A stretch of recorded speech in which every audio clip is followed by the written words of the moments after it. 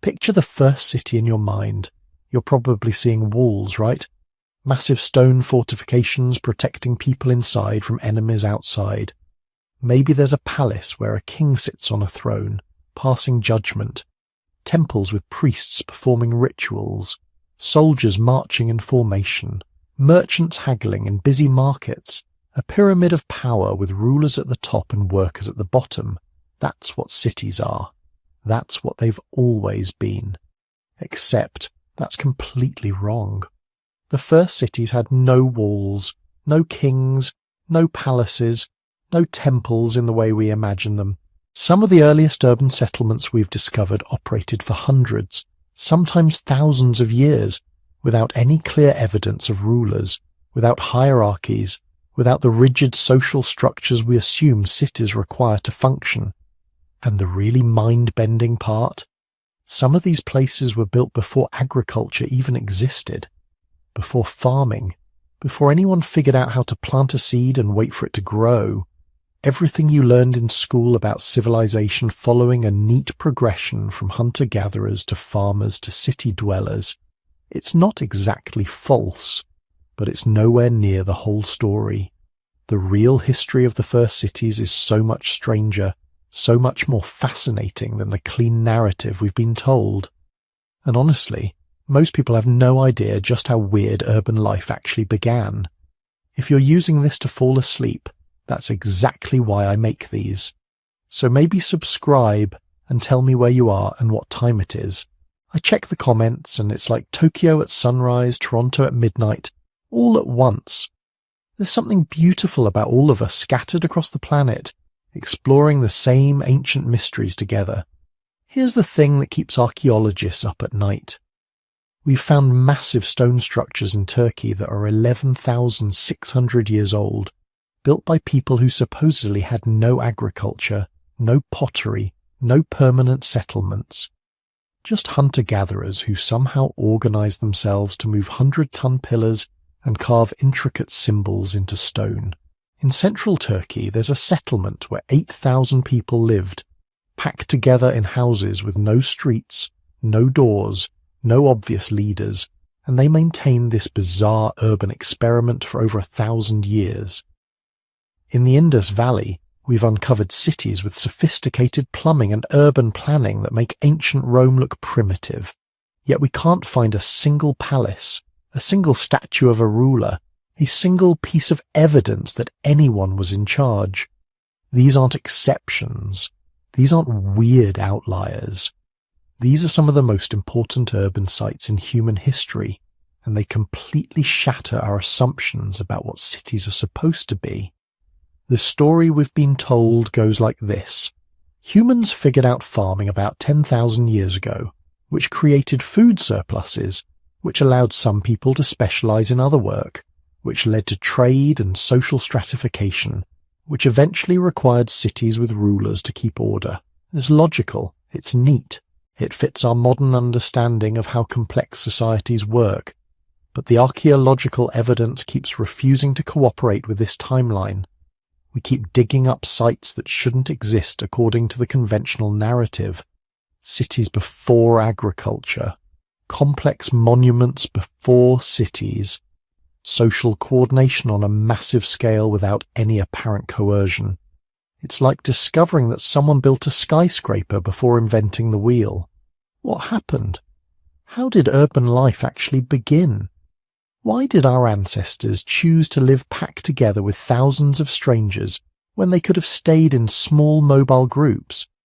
And why do so many of the earlier cities look nothing like what came after? These aren't just academic questions. The way the first cities formed tells us something fundamental about human nature, about what we need to thrive, about what kinds of social arrangements are possible. Because here's the uncomfortable truth. Most of human history doesn't look like what we have now. For thousands of years, people built cities without creating kings. They organized complex societies without police forces. They lived in dense urban environments without developing the hierarchies we assume are necessary for civilization to function. And then, at some point, that changed. Walls appeared. Rulers emerged. Armies formed. The question isn't just how cities began. It's why they became what they are today, and whether they had to turn out this way at all. Over the next few hours, we're going to journey back to the very beginning of urban life, to sites so old they make the pyramids look modern, to societies so different from our own that archaeologists still argue about how they functioned, to forgotten experiments in human living that challenge everything we think we know about civilization. The first cities were not what we imagine, not even close. And the truth is so much more interesting than the myth. Before anyone built a city, before anyone even imagined a city, the world had to change in ways that made cities thinkable. Go back 20,000 years, the last glacial maximum, ice sheets 2 miles thick covering Canada and northern Europe, sea levels 400 feet lower than today, coastlines extending for miles beyond where they are now. The entire planet locked in a deep freeze that had lasted for millennia. Your ancestors were there, scattered across the habitable zones in small groups. They weren't struggling exactly. These were the descendants of bottleneck survivors, people whose genetic lineage had been refined by hundreds of thousands of years of crisis management. They knew how to read landscapes, how to predict animal movements, how to find water in impossible places. They had mental maps of territories spanning hundreds of miles, updated yearly through networks of kinship and trade. But they were mobile. They had to be.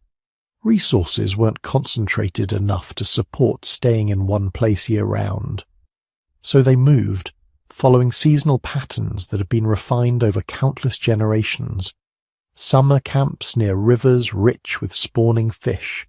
Autumn gathering sites where nut-bearing trees clustered. Winter refuges in caves or constructed shelters where stored foods could see them through the lean months. This wasn't primitive. This was sophisticated. These people knew more about their local ecosystems than most modern humans know about anything.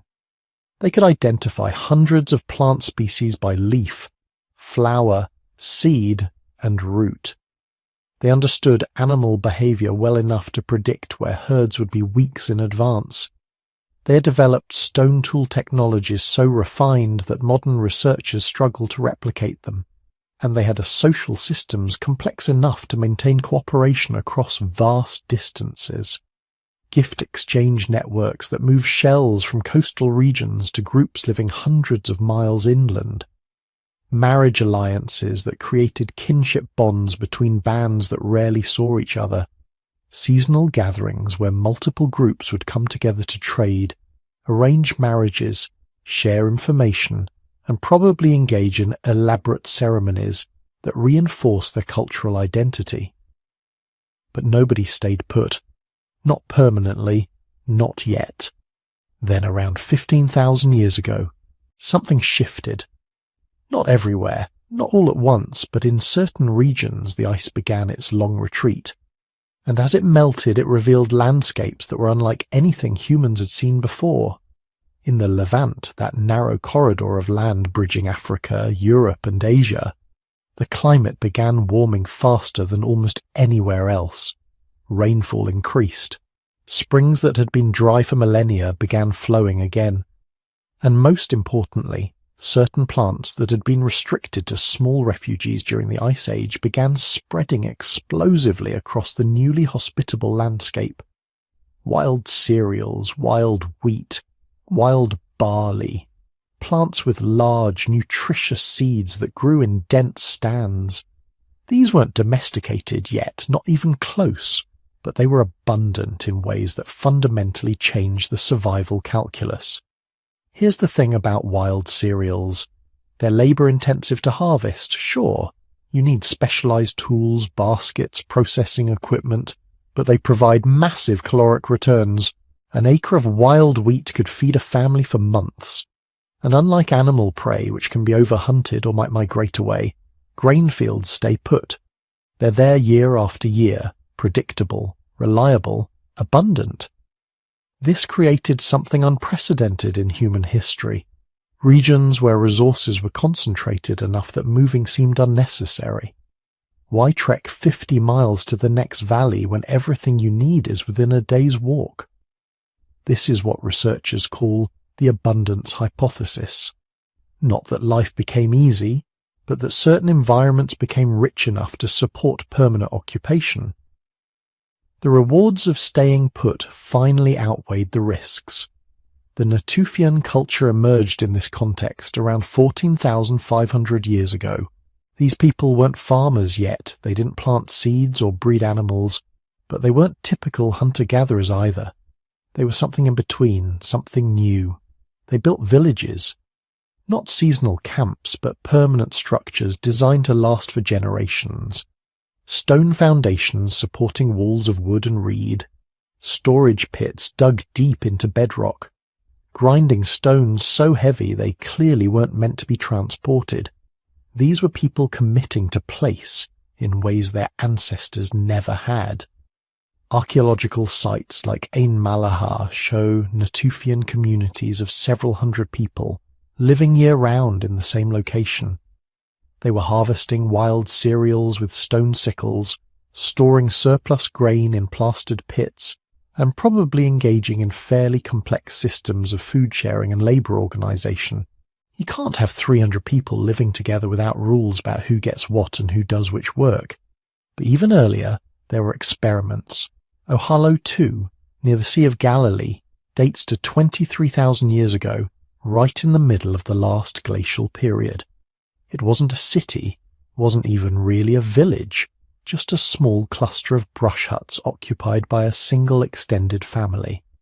But they stayed there long enough to leave behind 6 distinct dwelling structures, grinding stones, storage features, and over 140,000 plant remains representing nearly 150 species. They were testing permanence, seeing if staying put could work. Most of these early experiments failed. Groups would settle, stay for a generation or two, then something would go wrong. Resources would decline, conflicts would erupt, disease would strike, the site would be abandoned, people would return to the mobile lifestyles their ancestors had perfected. But each experiment taught lessons. Knowledge accumulated about which locations were most viable, which resources most reliable, which social arrangements most stable. And slowly, very slowly, the psychology shifted. For hundreds of thousands of years, human identity had been tied to movement, to intimate knowledge of vast territories, to the freedom to walk away from problems. Now a different possibility was emerging, the idea of belonging to a specific place, of building something that would last beyond your lifetime, of investing in structures and landscapes that would serve your grandchildren. This required new ways of thinking about property, about resources, about social relationships. When you're mobile, conflicts can be resolved by separation. You just move away from people you don't like. When you're settled, you have to develop more sophisticated conflict resolution systems, mediators, councils, shared rituals that reinforce cooperation. You also have to think about the future differently. Mobile hunter-gatherers think in terms of seasons, maybe years. Settled communities have to think in terms of decades, generations. Plant this tree, and your great-grandchildren will harvest its fruit. Build this house well, and it will shelter your family for a lifetime. The climate was enabling this shift, but also demanding it. The early Holocene, the geological epoch that began around 11,700 years ago, brought warmer temperatures and more stable rainfall patterns to many regions. But it also brought new challenges. As environments became more productive, populations grew. As populations grew, territories became more crowded. The option of simply moving to empty land was slowly disappearing. Some groups responded by intensifying their resource extraction. They harvested more intensively, processed foods more thoroughly, exploited resources they had previously ignored. This intensification created surplus, which created storage problems, which created the need for permanent facilities, which reinforced sedentism. It was a feedback loop. Settling down enabled intensification. Intensification produced surplus. Surplus made settling down more attractive. And with each generation the cycle reinforced itself. But not everyone followed this path. In regions where resources remained dispersed, mobile hunting and gathering remained the optimal strategy for thousands more years. Permanence wasn't inevitable. It was one option among many, one that only made sense under specific environmental and social conditions. The first permanent settlements weren't proto-cities. They were experiments in a radically new way of being human. Most of them would fail, a few would persist. And one, against all odds, would transform into something nobody had ever imagined. Something that would change what it meant to be human forever. September 1994. A Turkish shepherd named Şafak Yıldız is walking across a hilltop in southeastern Anatolia when he notices something odd. A stone sticking up from the soil, but not a natural formation. Too regular, too deliberate. He mentions it to archaeologists surveying the region, and they decide to take a look. What they found would overturn everything we thought we knew about the origins of civilization. The site was called Göbekli Tepe, Potbelly Hill in Turkish, and buried beneath that unremarkable hillside was a complex that would force archaeologists to rewrite their textbooks, because it shouldn't have existed. Not there, not then, not built by the people who built it. The first excavations revealed massive T-shaped limestone pillars, some standing over 15 feet tall and weighing up to 10 tons. They were arranged in circles, multiple circles, each enclosure containing a dozen or more pillars. The pillars weren't crude standing stones. They were precisely carved, their surfaces covered with elaborate reliefs of animals.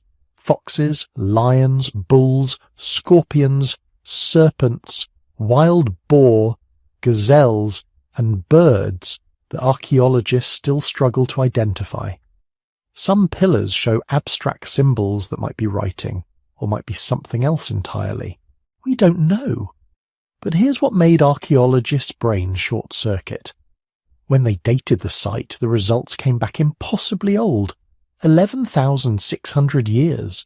Some structures might be even older, pushing back toward 12,000 years. That's 6,000 years before Stonehenge. 7,000 years before the pyramids is from a time when humans weren't supposed to be building anything. Because according to every archaeological timeline, every textbook narrative, every cherished theory about human development, this was impossible. The people who built Göbekli Tepe were hunter-gatherers. They had no agriculture, no domesticated animals except maybe dogs, no pottery, no metal tools, no permanent settlements that we can find. They were, by all our definitions, primitive, and yet they organized the labor, developed the engineering knowledge, and invested the massive amounts of time necessary to quarry, transport, carve, and erect structures that would have challenged civilizations thousands of years more advanced. Think about what this means. For over a century, archaeologists had a nice clean narrative about human progress. First, we invented agriculture.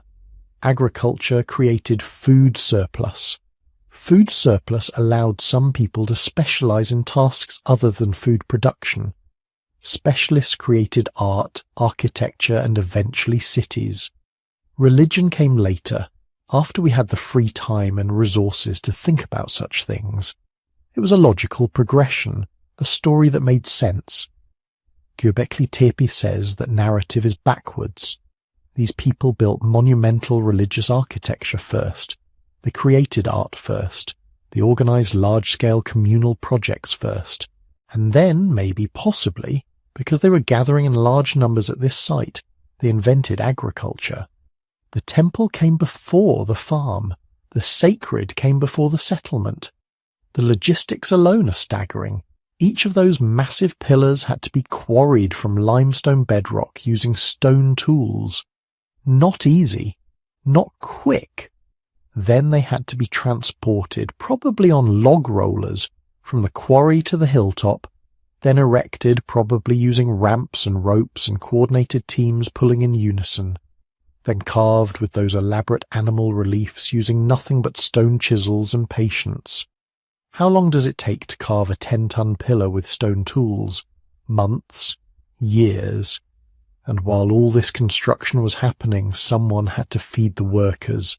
Hundreds of people, maybe thousands, gathering at this site over years or decades. Where did the food come from? The animal bone evidence provides some answers, but also raises more questions. The bones at Göbekli Tepe are overwhelmingly from wild animals, gazelles mostly, but also wild cattle, wild sheep, wild boar. These animals were hunted, butchered, and probably consumed in massive communal feasts. We're not talking about family dinners. We're talking about hundreds of people gathering to share massive quantities of meat.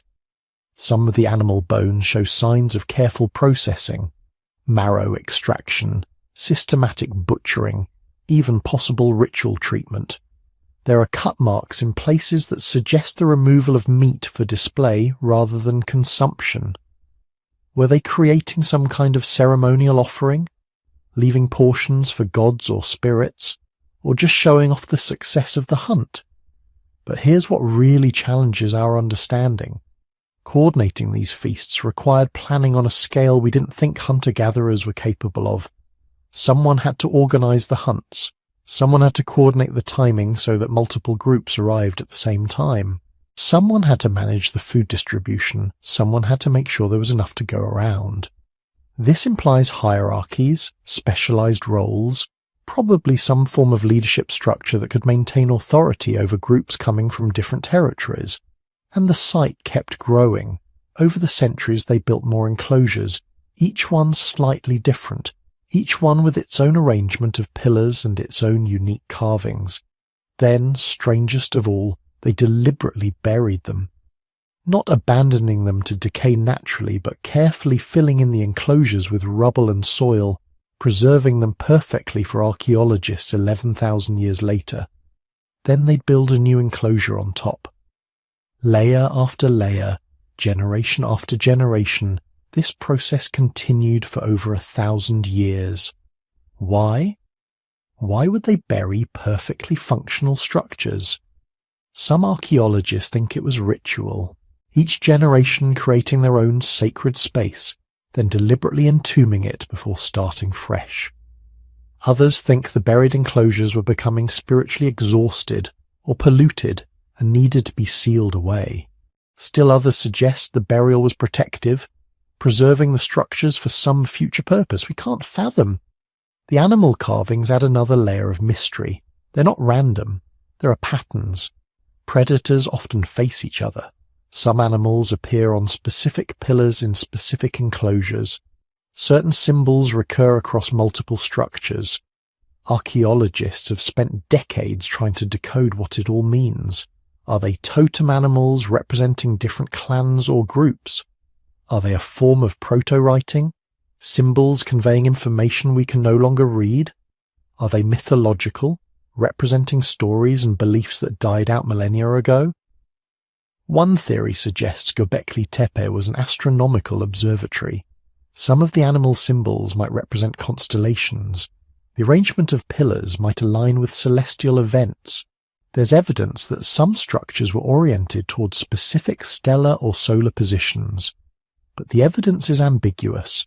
Ancient people were certainly aware of the sky, tracking seasons and celestial cycles. Whether Göbekli Tepe was systematically recording these observations or simply incorporating them into religious architecture remains unclear. Another theory positions it as a pilgrimage site, a sacred center where groups from across the region gathered periodically for ceremonies, feasts, and social bonding. The lack of permanent dwellings nearby supports this. People came, participated in whatever rituals or gatherings occurred, then returned to their territories. The massive investment in monumental architecture makes sense if the site was culturally central to multiple communities. Building impressive structures would demonstrate devotion, strengthen group identity, and create a shared sacred landscape. But maybe the most radical interpretation is that Göbekli Tepe was a school, not in the modern sense, but a place where knowledge was transmitted, where master craftsmen taught apprentices how to carve stone, where spiritual leaders passed down oral traditions, where different groups exchanged information about resources, hunting territories, tool-making techniques. The investment in creating such elaborate structures might have been educational, each generation learning by doing, preserving, and passing on skills through the very act of construction. What we do know is that Göbekli Tepe wasn't unique. In the decades since its discovery, archaeologists have found similar sites across the region. Karahan Tepe, discovered in 1997 but only seriously excavated in recent years, features similar T-shaped pillars and elaborate carvings. It might be even older than Göbekli Tepe. There's also Nevalachori, now flooded by a dam but excavated before its destruction, which showed similar architectural features. Sefer Tepe, Hamzan Tepe, Harbetsavan Tepesi, the list keeps growing. It's becoming clear that Göbekli Tepe wasn't an isolated anomaly. It was part of a broader cultural complex, a network of ceremonial sites spread across what is now southeastern Turkey and northern Syria. These weren't competing centers, but interconnected parts of a shared religious or social system. Groups from across the region participated in building and maintaining multiple sites. The scale of cooperation and coordination this implies is breathtaking. And here's the kicker. This region, this network of ceremonial sites, sits right on top of what archaeologists call the Neolithic package. The wild ancestors of wheat, barley, lentils, and chickpeas all grew naturally in the hills surrounding Göbekli Tepe. Wild sheep, goats, cattle, and pigs all roam these same territories. This is where agriculture began. Within a few thousand years of Göbekli Tepe's construction, people in this exact region would domesticate these plants and animals, launching the Neolithic revolution that would transform human existence. Coincidence? Maybe. But many archaeologists now think the connection is direct. The massive gatherings at Göbekli Tepe and similar sites would have concentrated human populations in ways that never happened before. More people meant more pressure on wild resources. More pressure meant experimenting with new ways to increase food production. And those wild grasses growing on the hillsides, someone would have noticed that the seeds were edible. Someone would have tried planting them deliberately. Someone would have started selecting the largest seeds, the easiest to harvest, gradually transforming wild plants into domesticated crops. The ceremonial center created the conditions for agricultural experimentation. Religion, in a very real sense, might have given birth to farming. Not because priests commanded it, but because gathering for spiritual purposes created the practical necessity for new food production strategies. But that's speculation. What's not speculation is that Göbekli Tepe proves our ancestors were capable of things we never imagined. These weren't simple hunter-gatherers living hand-to-mouth, just struggling to survive. They were sophisticated people with complex social organizations, advanced engineering knowledge, artistic sensibilities, and spiritual beliefs elaborate enough to justify decades of back-breaking construction work. They were us, just without agriculture, without cities, without any of the things we thought were necessary for civilization, and they were building temples. Around 7,400 BC, in the flat plains of central Turkey, something unprecedented was taking shape. Not a temple complex like Göbekli Tepe, not a village that served a ceremonial center, but an actual city. Except it looked like nothing we would recognize as urban. Çatalhöyük. The name means, quote, zero in Turkish, which tells you nothing about what archaeologists found when they started digging into this settlement in the 1960s. What they discovered was a place where up to 8,000 people lived, pressed together in a honeycomb of identical mud brick houses, a place that had been continuously occupied for nearly 2,000 years, a place that shouldn't have been possible according to everything we thought we knew about how human societies scale up. Because Çatalhöyük had no streets, none, no alleyways, no public squares, no marketplace, no temple district, just houses.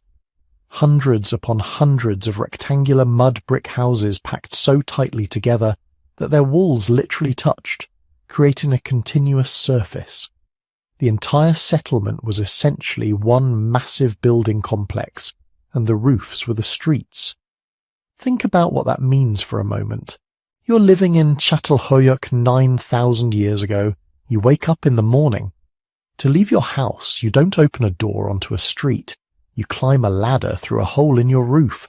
You emerge onto the flat roof of your home, which is also the floor of your neighborhood.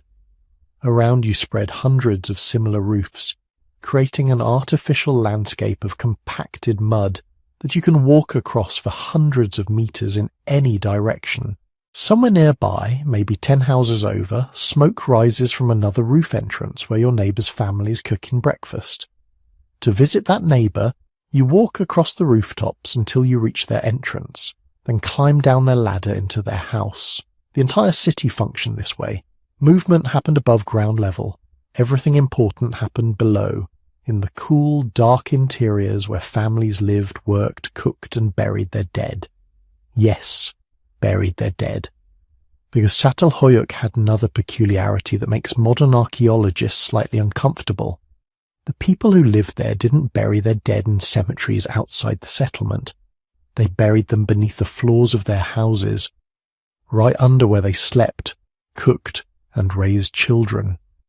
Not just one or two ancestors, multiple generations.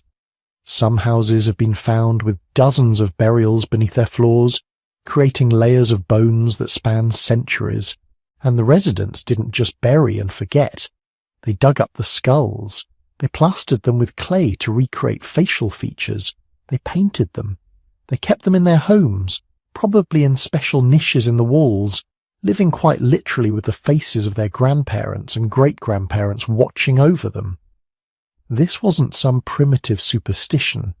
This was a sophisticated ancestor cult, a religious system that bound families to specific houses, specific pieces of ground, specific lineages stretching back generations. When you lived in Çatalhöyük, your house wasn't just shelter. It was a shrine to your family's history, a physical connection to every ancestor who had lived and died in that exact spot. The archaeological evidence suggests people rebuilt their houses on the same foundations over and over. When a house got too old or began to collapse, the family would carefully demolish the upper walls, fill the interior with clean dirt to create a platform, then build a new house on top of the old one. The floor plan remained identical. The hearth went in the same place. The sleeping platforms occupied the same positions. Even the decorations often mimicked the house below. Generation after generation, century after century, families maintained their connection to ancestral space with obsessive precision. And those decorations. The interior walls of Çatalhöyük houses were covered in art. Not occasional decoration, but elaborate painted murals and three-dimensional plaster reliefs that covered entire walls. Leopards rendered in spotted ochre, their bodies tense with predatory energy. Massive bulls with spreading horns. Vultures with naked heads circling over headless human corpses. Human-like figures with arms and legs spread wide, possibly shamans or deities. Some of the most striking images show rows of breasts with animal skulls emerging from them, plaster reliefs that might represent a mother goddess or fertility cult. Others display complex geometric patterns, networks of interlocking shapes that might have had symbolic or ritual meaning we can no longer decipher. This wasn't public art.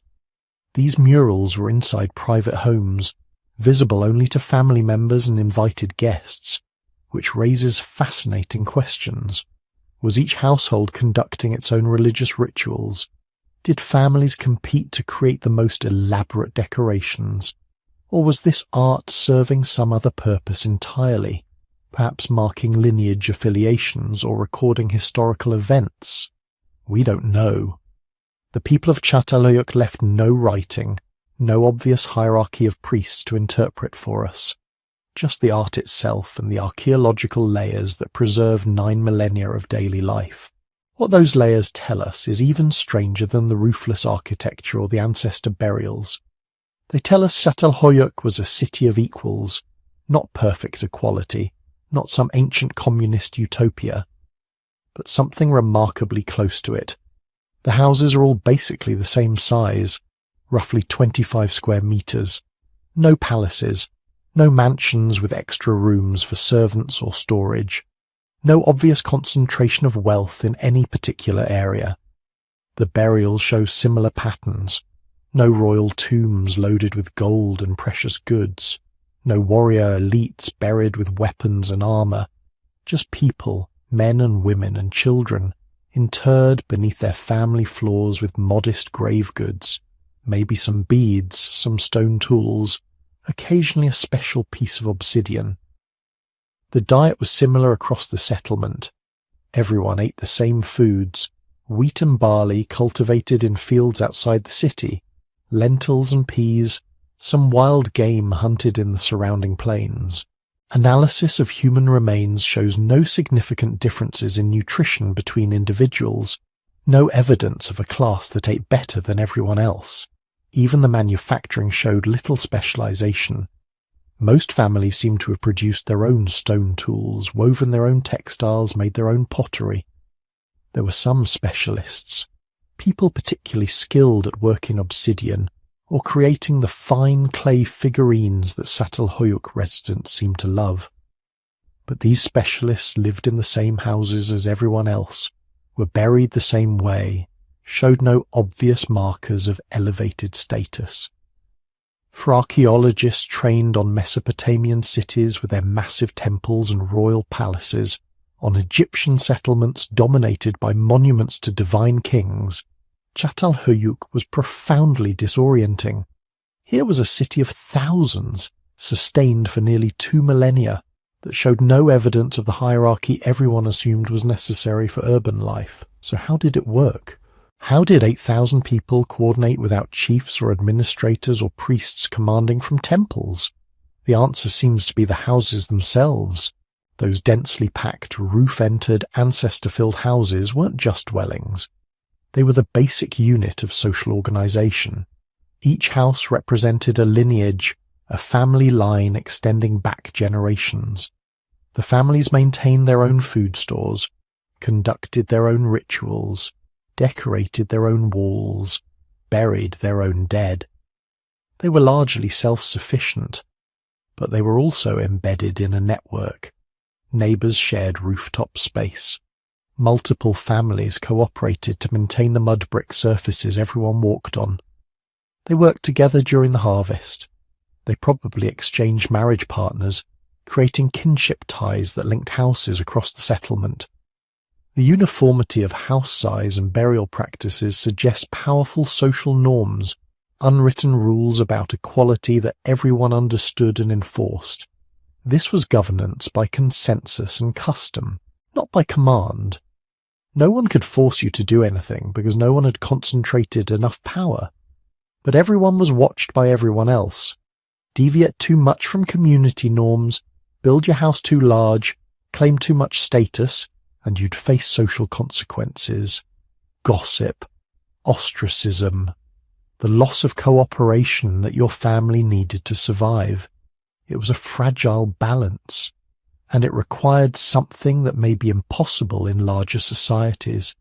It required that everyone more or less knew everyone else, that reputation and social pressure could maintain order without formal institutions.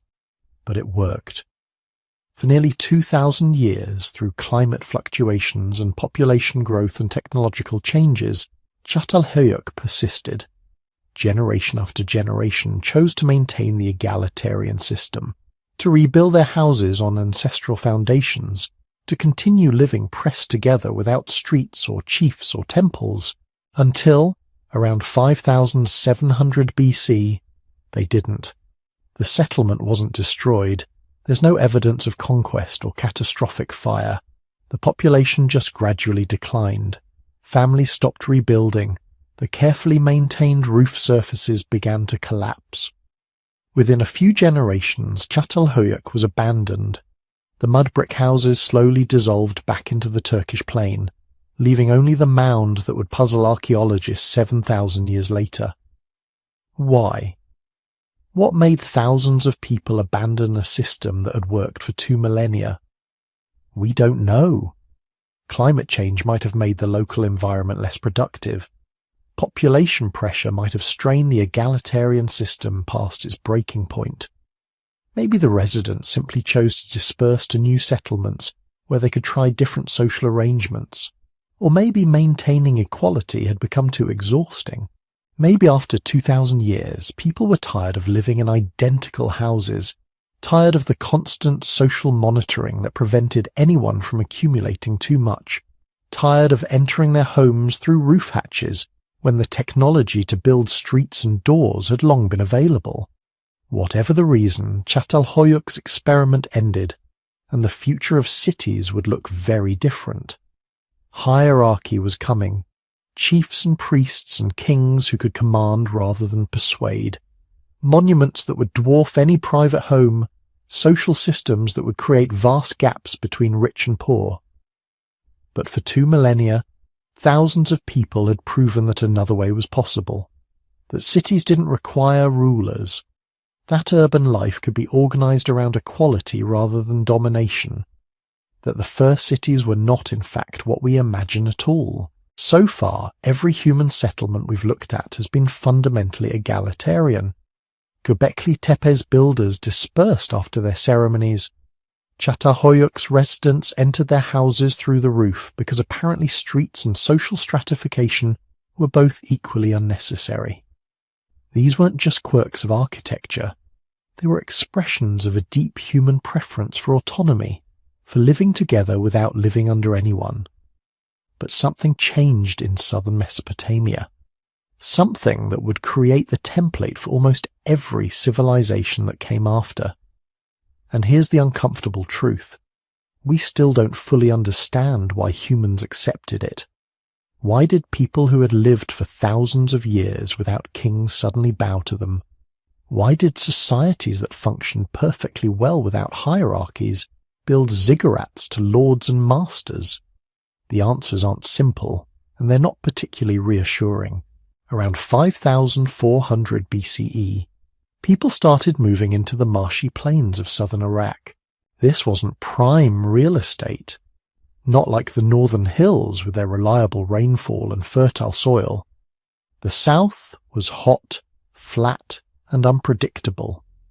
The Tigris and Euphrates rivers flooded violently in spring, then dwindled to muddy trickles in summer. Natural resources were scarce. No timber, no stone, barely any metal, just reeds, mud, and the searing sun. But it had one crucial advantage: agricultural potential, if you could control the water. And that, quote one, turned out to be the hinge on which human social organization would turn. The first southern settlements were tiny, little clusters of reed houses built on whatever high ground the marsh offered. One of the earliest was Eridu, established around 5,400 BCE. Archaeological layers at Eridu show something fascinating. From its very beginning there was a temple, not a big one, just a small shrine, maybe 12 feet square, built on a platform. But here's what's strange. That temple got rebuilt. Again and again and again. Each time slightly larger, slightly more elaborate, always in exactly the same spot. Over the next 2,000 years, that original tiny shrine would grow into a massive complex. The people of Eridu would tear down the old temple and build a new one directly on top of it, creating layers of sacred architecture that archaeologists can still trace today. 18 different temple levels, one on top of another, like a religious layer cake baked over millennia. This tells us something profound: continuity of belief. The people of Eridu weren't just building temples, They were maintaining a sacred connection to a specific place, passing that devotion down through hundreds of generations. The gods lived there. The gods had always lived there. And someone had to maintain the god's house. That someone was a priest, or probably multiple priests. And those priests needed to be fed, housed, and supplied with everything necessary to perform their sacred duties, which meant other people had to support them. Not through occasional gifts like at Göbekli Tepe, but through systematic, regular contributions. This was new. This was the beginning of permanent specialized roles. People who didn't grow their own food but were fed by the community in exchange for their services. But the real transformation happened at Uruk. Around 4000 BCE, Uruk began growing. Not slowly, not gradually, but explosively. Within a few centuries it had ballooned into something the world had never seen before. A city of perhaps 40,000 people, possibly more, the first true metropolis. To understand how extraordinary this was, you need context. Çatalhöyük at its height maybe had 8,000 residents, and that was considered massive. Most settlements were a few hundred people. But Uruk was different by orders of magnitude. It covered nearly 2.5 square miles. It had monumental architecture that dwarfed anything built before. And most importantly, it had something that all those earlier settlements lacked. Visible, unmistakable social hierarchy. The evidence is everywhere, in the massive temple complexes that dominated the city centre, in the standardized housing that shows clear distinctions between elite residences and workers' quarters, in the workshops producing luxury goods that only some people could have afforded, in the fortification walls that required coordinating thousands of labourers, and in the tablets. Oh, those tablets. Around 3200 BCE, someone in Uruk made a mark on a clay tablet that would change human history forever. Not a decoration, not art, an accounting record, a note about grain deliveries or livestock distributions. We call it writing, but it wasn't what we imagine. These weren't poems or prayers, they were receipts. The earliest writing was purely administrative, symbols representing commodities, grain, beer, sheep, cattle, numbers indicating quantities, names or signs indicating recipients or responsible officials. That's it. For centuries, that's all writing was used for. Bureaucracy, control, keeping track of who owed what to whom. Think about what that means. Writing didn't emerge from a desire to record history or express ideas. It emerged from the need to manage complexity, to track the enormous quantities of goods flowing into temples and redistributed to workers, to maintain records across years and administrations, to create accountability in an increasingly stratified system. Because that's what Uruk was becoming. Stratified. The archaeological evidence shows distinct social classes emerging. At the top, a priestly elite who controlled the temple complexes and their enormous stores of wealth. Below them, skilled craftsmen, potters, weavers, metal workers, each specializing in a single trade. Below them, agricultural workers who grew the food. And below them, labourers who did the hard, dirty work of building and maintaining the city's infrastructure. This wasn't subtle. Elite burials from this period contain jewellery, fine ceramics and elaborate grave goods. Common burials contain almost nothing. The difference isn't just visible, it's stark, proclamative. Some people had wealth and status. Others had neither. But why? Why did people accept this? Why didn't they just leave, like the builders of Göbekli Tepe did after each gathering? Why stay and work for people who clearly controlled more resources and wielded more power? The traditional answer involves irrigation. Southern Mesopotamia's agricultural productivity depended on controlling floodwaters through canals, dikes, and reservoirs. These systems required coordination, maintenance, and defense. Someone had to organize the labor. Someone had to allocate water rights. Someone had to settle disputes. That someone became powerful because everyone depended on the system they managed. This theory, sometimes called hydraulic despotism, makes intuitive sense. Complex irrigation requires centralized management, which concentrates power, which creates hierarchy. Problem solved. Except the evidence doesn't quite support it. Early irrigation systems in southern Mesopotamia were relatively simple. Small-scale canals managed by individual villages. The massive regional systems came later, after the hierarchies were already established. The big irrigation projects seem to be consequences of centralized power, not causes. So what else? Another theory emphasizes warfare. As populations grew and resources became contested, settlements needed defense. Walls, weapons, coordinated fighting forces. Military leadership naturally creates hierarchy. The successful war leader accumulates prestige, then power, then permanent authority. His descendants become an aristocracy. There's evidence for this too. Uruk and other early Mesopotamian cities built impressive fortifications. Cylinder seals from the period show battle scenes with clear leaders commanding troops. Later Mesopotamian texts are obsessed with military conquest, but again, the timeline is fuzzy. Were the hierarchies creating armies, or were the armies creating hierarchies? The third explanation is ideological. Maybe people accepted hierarchy because they were convinced it was necessary, that the gods demanded it. That cosmic order required earthly reflection. The king wasn't just a powerful man. He was the god's representative, the bridge between heaven and earth. To obey him was to obey divine will. The temple complexes at Uruk certainly suggest this interpretation. These weren't just administrative centers. They were sacred spaces of overwhelming grandeur. The White Temple of Uruk sat atop a massive platform called a ziggurat, visible from miles away.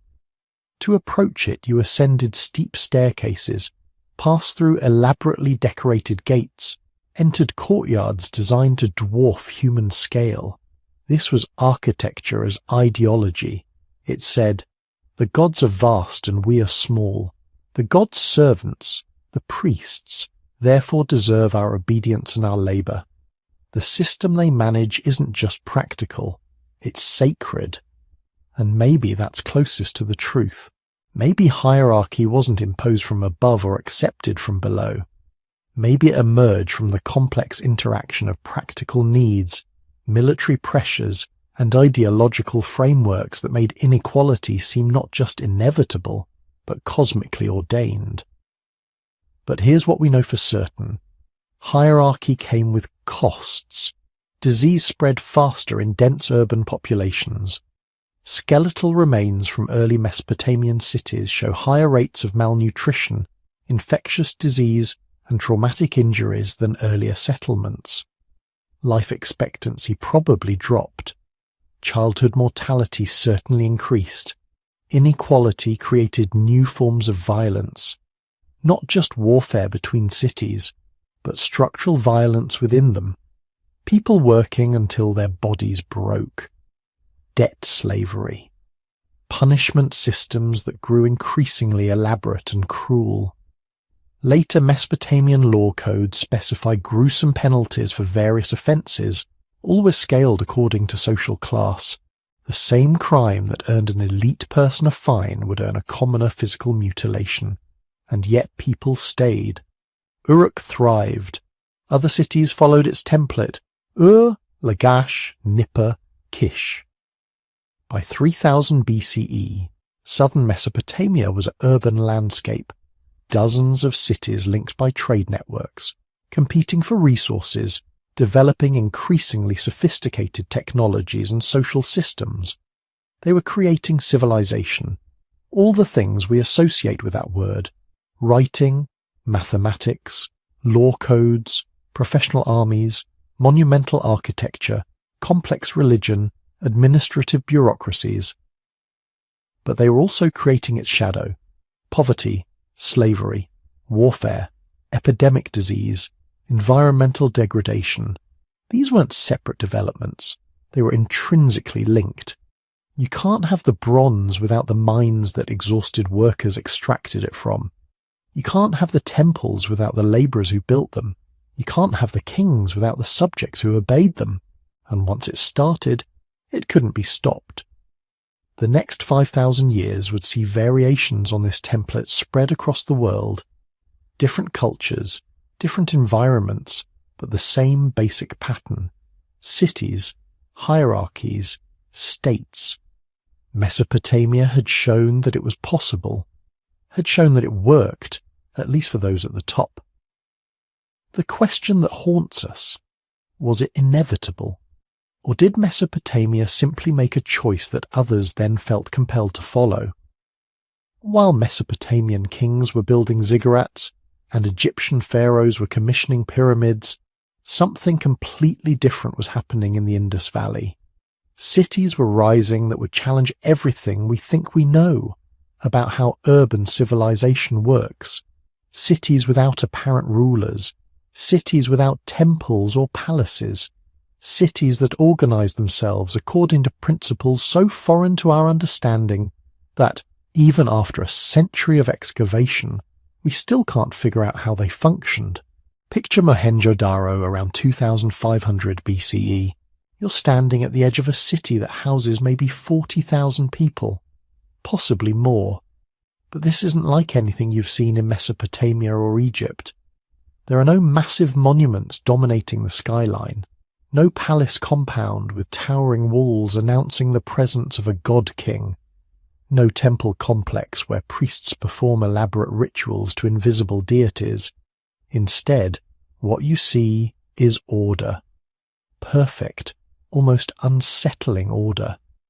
The streets run in precise grid patterns, oriented to catch the prevailing winds. Not approximate grids like you might achieve through casual planning, but geometrically exact layouts that required sophisticated surveying and centralized coordination. Major thoroughfares run perfectly straight for hundreds of meters, wide enough for 2 carts to pass comfortably. Smaller streets branch off at right angles, creating city blocks of remarkably uniform size. Every building, every wall, every structure in the city is made from bricks of identical dimensions. Not roughly similar bricks, but standardized units produced to exact specifications. The ratio of length to width to height is consistent across the entire city, across the entire civilization actually. You can take a brick from Mohenjo-Daro and it will match perfectly with bricks from Harappa, 400 miles to the northeast, or from Dolavira, 450 miles to the southeast. This is mass production and standardization on a scale that wouldn't be seen again until the Industrial Revolution. But the really remarkable thing, the thing that makes archaeologists shake their heads in bewilderment, is the drainage system. Every house, even modest homes in working-class neighborhoods, connects to an underground sewage network. Covered drains run beneath the streets, carrying waste away from residential areas. Inspection holes are placed at regular intervals for maintenance. The entire system is designed with gradients that ensure proper flow without pumping. This is urban infrastructure that most cities in the medieval world couldn't match. Some Victorian-era cities had worse sanitation than Mohenjo-Daro in 2500 BCE. Walk through the streets and you notice something else unusual. The houses are remarkably similar in size. There are larger homes and smaller ones certainly, but nothing like the massive disparities you see in Mesopotamian cities where elite compounds dwarf the hovels of common workers. No palatial estates proclaiming the wealth and power of their owners. Just street after street of solid, well-built homes with private wells, bathing platforms and waste disposal systems. The uniformity extends to what's missing. No weapons. Indus Valley cities have produced thousands of artifacts, everything from children's toys to merchants' weights, but almost no weapons, no bronze swords, no spearheads beyond what you'd use for hunting, no depictions of warfare, no fortifications, No evidence of military institutions at all. For a civilization that lasted 700 years and encompassed an area larger than ancient Egypt and Mesopotamia combined, this absence is extraordinary. These people traded with Mesopotamia, where warfare was constant. They knew weapons existed. They just apparently decided not to make them central to their society. Then there's the structure that really confuses everyone. The Great Bath at Mohenjo-Daro. It's a massive public facility, about 40 feet long and 20 feet wide, built with waterproof bricks sealed with natural tar. Steps lead down into the water on both ends. Smaller rooms surround it, possibly for changing or private bathing.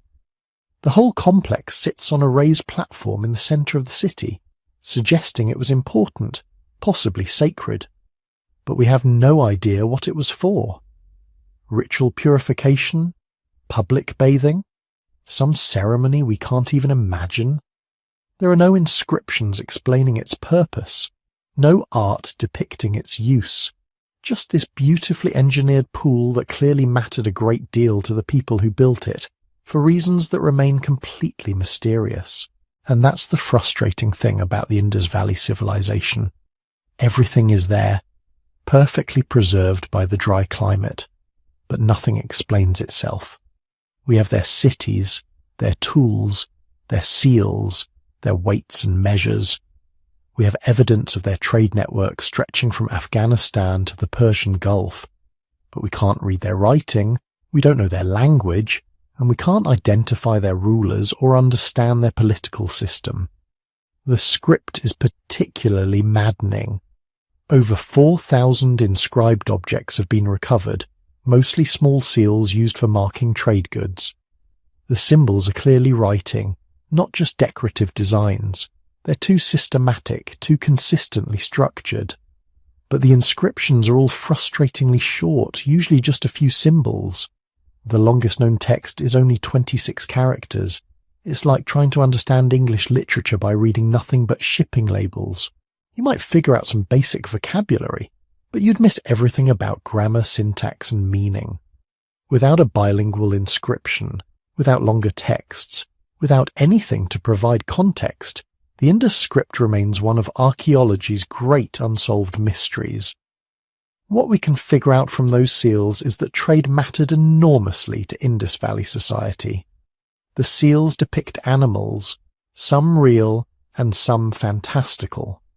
Bulls, elephants, tigers, rhinoceroses, creatures that suggest the Indus people lived in close relationship with a diverse and abundant natural world. The seals were used to mark goods, identifying their origin or owner. Impressions of these seals have been found as far west as Mesopotamia, evidence of trade networks spanning thousands of miles. Indus merchants were shipping carnelian beads, cotton textiles, and precious stones to Mesopotamian cities. They were importing copper and tin, lapis lazuli from Afghanistan, turquoise from Iran. They had developed standardized systems of weights and measures that facilitated this trade. Every Indus city used the same weight system, based on ratios that were consistent across the entire civilization. But here's what's remarkable. Unlike Mesopotamian trade, which was controlled by temple complexes and palaces, Indus Valley commerce seems to have operated through different mechanisms. There are no central warehouses, no obvious administrative buildings where trade would be regulated. The uniform weights suggest coordination, but the absence of palaces suggests that coordination happened through consensus rather than command. Some archaeologists think merchant councils ran these cities, groups of successful traders who met to establish standards and resolve disputes, but who didn't concentrate power in permanent hierarchies. Others suggest priest-kings, religious leaders who wielded authority through spiritual rather than military power. But there's no archaeological evidence for either theory. No council chambers, no religious iconography depicting priest-kings performing ceremonies. The most radical suggestion is that Indus cities were organized through some form of collective decision-making we can't quite conceptualize. that they developed urban institutions fundamentally different from the hierarchical systems that emerged in Mesopotamia and Egypt, that they proved for 700 years that cities could function through cooperation rather than coercion. But we're speculating, reading our hopes and theories into an archaeological record that refuses to provide clear answers. What we do know is that around 1900 BCE something went wrong. The cities began to decline, not suddenly, not catastrophically, but gradually, inexorably, like a clock winding down. Construction quality decreased. The careful urban planning gave way to haphazard building. The drainage system fell into disrepair. Population declined. By 1300 BCE, the great cities were abandoned. Mohenjo-Daro empty. Harappa reduced to a small village. The entire urban network that had sustained millions of people across 500,000 square miles simply dissolved. What happened?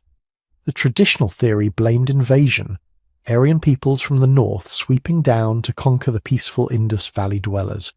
But there's no archaeological evidence for that. No destruction layers, no mass graves, no sudden appearance of new cultural materials. The invasion theory is now largely discredited, revealed as more colonial mythology than historical fact. Climate change is a better explanation, but it's complicated. The Indus Valley civilization depended on the monsoon rains and the rivers fed by Himalayan snowmelt.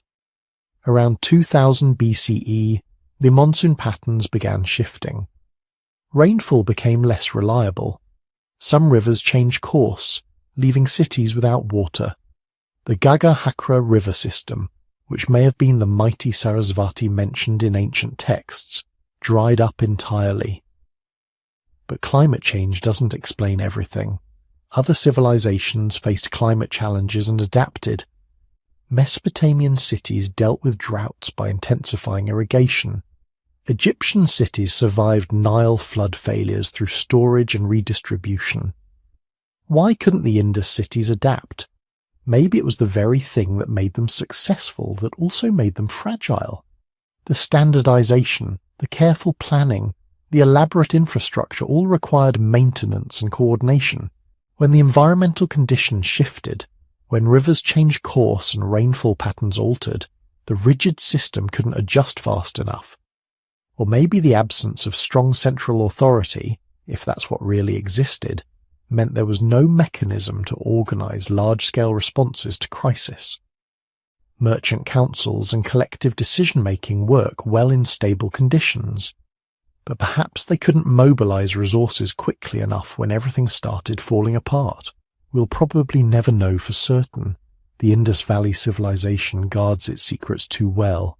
What we're left with is the tantalizing possibility that humanity tried a different experiment in urban living, that for 700 years people built cities without kings, organized trade without empires, and maintained sophisticated infrastructure through cooperation rather than coercion. And then, for reasons we still don't fully understand, that experiment ended and those cities returned to dust, carrying their secrets with them into silence. When most people picture ancient Egypt, they don't see cities at all. They see stone, a horizon of pyramids rising out of the desert, gigantic statues staring over empty sands, temples carved with lines of hieroglyphs nobody could read for thousands of years. It's easy to imagine Egypt as a land of monuments, not neighborhoods, a civilization of god-kings and tombs, not streets and courtyards and cooking fires. But that image is a trick of survival. Stone pyramids and rock-cut tombs endure for 4,500 years. Mud brick houses, wooden doors, reed mats, and narrow lanes do not. So when you stand in front of a pyramid today, it feels like the past was all about this one giant triangle of stone, and not about the thousands of people who lived, argued, flirted, complained about their bosses, and raised children in its shadow. To find those people, you have to look away from the famous monuments and follow the river that made all of it possible, the Nile. For most of Egypt's history, The Nile wasn't just a river. It was the calendar, the highway, the pantry, and the spine of the entire country. Every year, usually between July and October, it rose out of its banks and spread dark, fertile silt across the floodplain. Then the waters slowly retreated, leaving behind a long, narrow ribbon of black earth in the middle of an ocean of desert. If you were going to build a city here, you had to think like the river. You couldn't just plant your houses anywhere. Too close to the water, and the floods would tear them apart. Too far into the desert, and you'd be hauling water and mud every day just to stay alive. So early Egyptian settlements learned to cling to the slightly higher ground along the river, perched just above the annual flood line, close enough to use the water, far enough not to drown in it. This created a kind of linear civilization. Instead of sprawling out in every direction like Mesopotamian cities, Egyptian towns tended to stretch along the Nile's banks. From above, it would have looked like a bright green band of life snaking through a lifeless yellow world, with clusters of houses and shrines and storage granaries hanging onto it like beads on a cord. Long before the pyramids, some of those beads began to swell into something more. One of the most important was a place the Egyptians called Nekhen. Today we know it as Hierakonpolis. 5,000 years ago, Hierakonpolis was one of the largest settlements in Upper Egypt, a cluster of mud brick houses, workshops, and ritual spaces on the west bank of the Nile. It didn't look like a city in the way we might imagine, with straight streets and stone walls. It was more fluid, more organic, a collection of neighborhoods adapting to the shifting edges of the floodplain. But it was powerful. Archaeologists have found elite burials there with painted pottery, imported goods, and elaborate grave goods that hint at early kingship. They've uncovered evidence of breweries capable of producing thousands of litres of beer at a time, massive slaughter areas where animals were processed on an industrial scale, and ritual objects like the famous Nama palette, which seems to celebrate the unification of Egypt under a single ruler. If Mesopotamia's city-states fought each other into exhaustion, Egypt seems to have stumbled earlier than most into something different. One river, one kingdom, one pharaoh. Places like Hierakonpolis may have been laboratories for that experiment.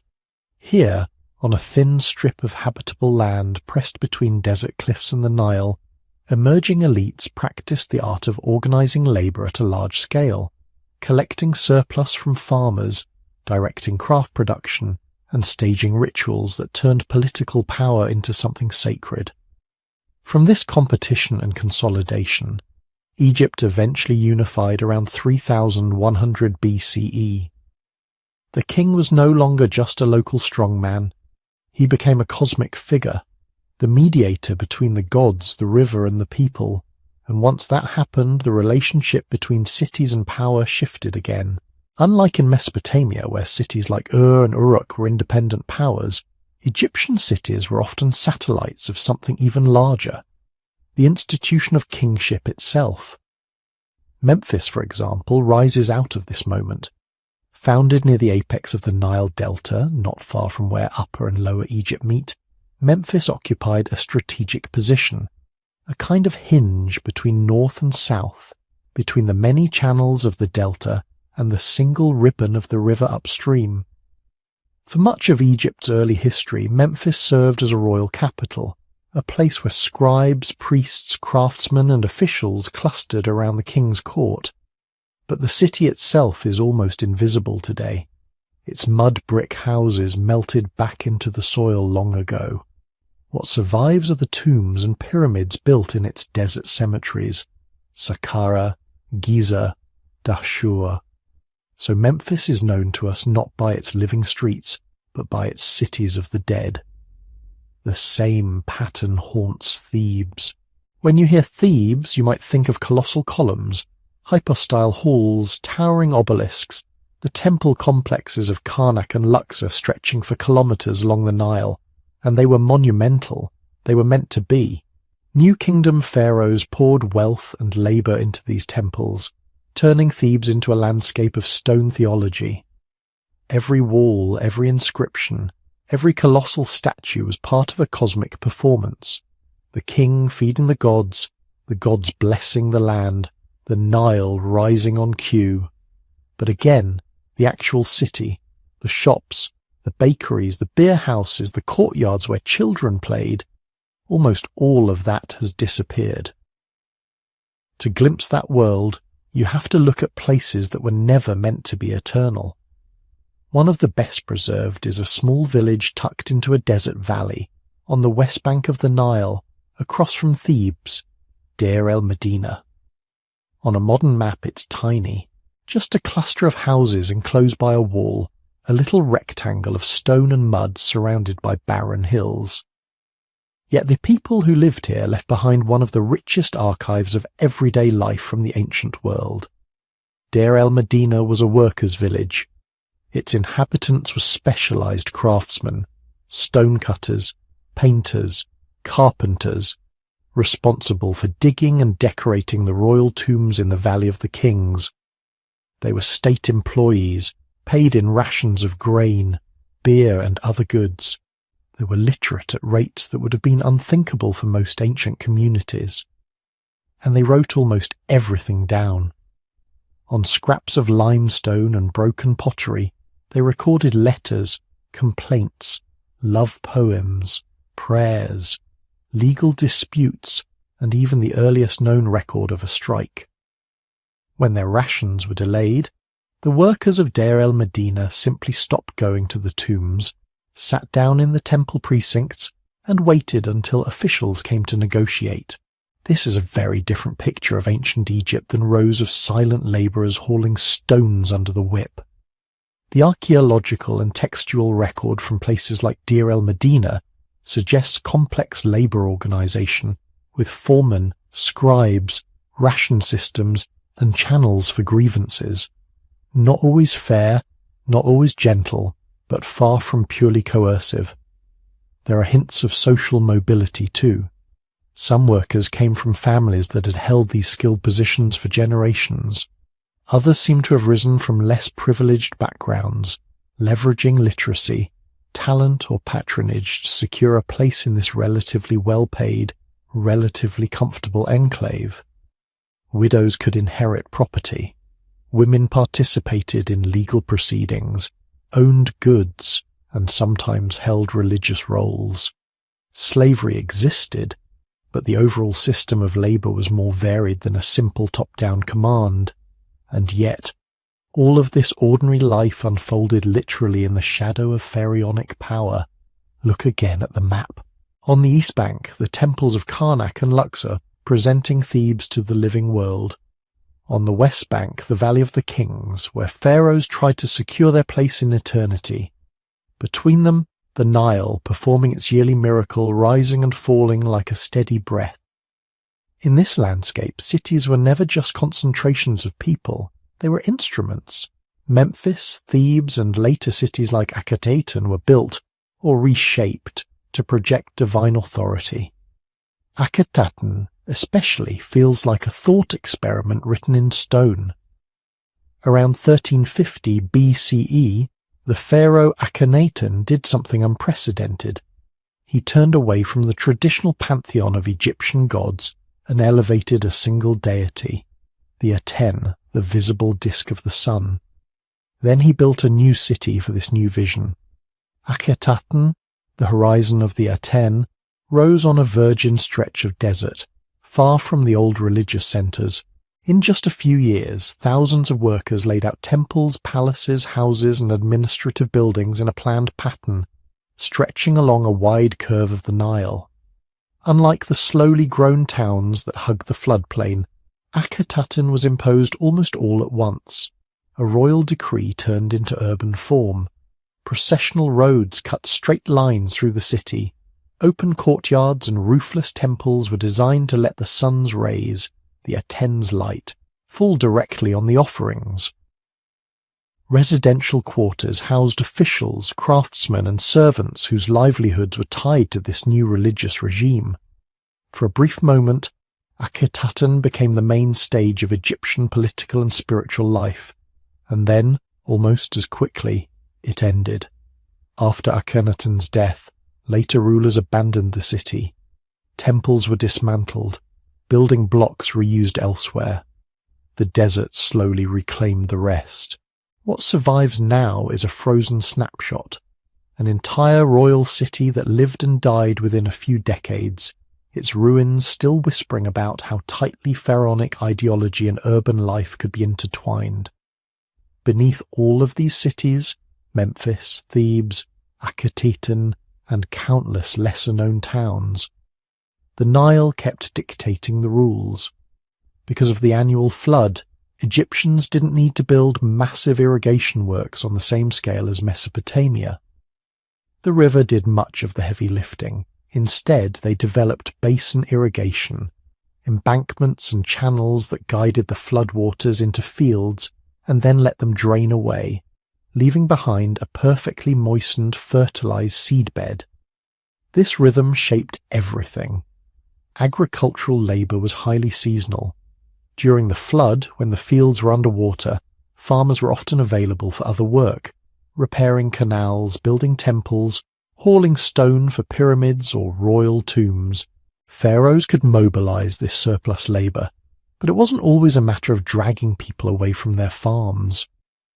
Often, the agricultural cycle itself created windows of time when large-scale projects were possible. Urban planning too was adapted to the river's pulse. Houses were built of mud brick, easy to remake after damage. Town layouts had to remain flexible, able to shift as the fertile land crept or retreated with changes in flood patterns. Storage facilities, granaries and silos were crucial, acting as buffers between good years and bad ones, and often controlled by temples or the state. In this world, pharaonic power and urban development were in constant conversation. The king claimed to guarantee the flood's reliability through proper rituals and justice. Temples and palaces concentrated wealth and labor, turning agricultural surplus into stone monuments and administrative apparatus. Cities in turn housed the scribes who recorded harvests, the craftsmen who fashioned offerings, the priests who managed the gods' estates, and the workers who built the tombs and temples that made pharaonic divinity visible. But if you walk through those cities day by day, you wouldn't see cosmic order so much as human improvisation. In Memphis, market stalls would have lined busy streets near the harbour, trading grain, beer, linen, and imported luxuries from the Levant and beyond. In Thebes, ferries would have shuttled constantly across the river, carrying priests to temples, workers to tombs, families visiting relatives on the opposite bank. In Akhetaten, officials would have hurried along the broad processional roads while children chased each other through narrower alleys behind the grand facades. And in Deir el-Medina, after a long day in the tombs, craftsmen would come home to small courtyards, share beer and bread, gossip about their overseers, tell stories about the pharaohs whose names they carved in gold and blue on tomb walls, and then go to sleep in houses that, unlike the royal monuments, were never meant to last forever. In the end, Egypt's monuments survived. Its cities mostly did not. But when archaeologists sift through collapsed mud brick, when they translate the informal notes of a scribe complaining about late rations, or trace the pattern of streets buried under centuries of silt, a different Egypt emerges.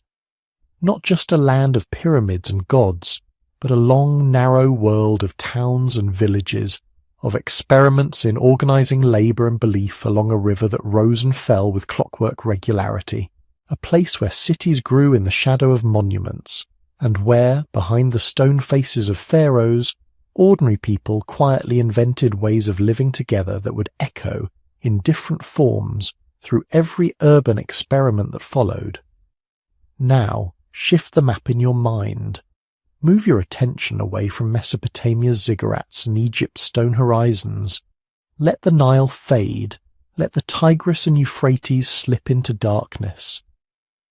The story of cities did not begin and end there. While scribes in Ur were pressing reeds into wet clay, while pyramid foundations were being levelled along the Nile, other landscapes were quietly, almost secretly, conducting their own experiments in urban life. No single blueprint, no central committee, just humans in very different environments, reaching for similar solutions in their own strange ways. Let's start far to the east. You're standing on the banks of a restless river, thick with yellow silt.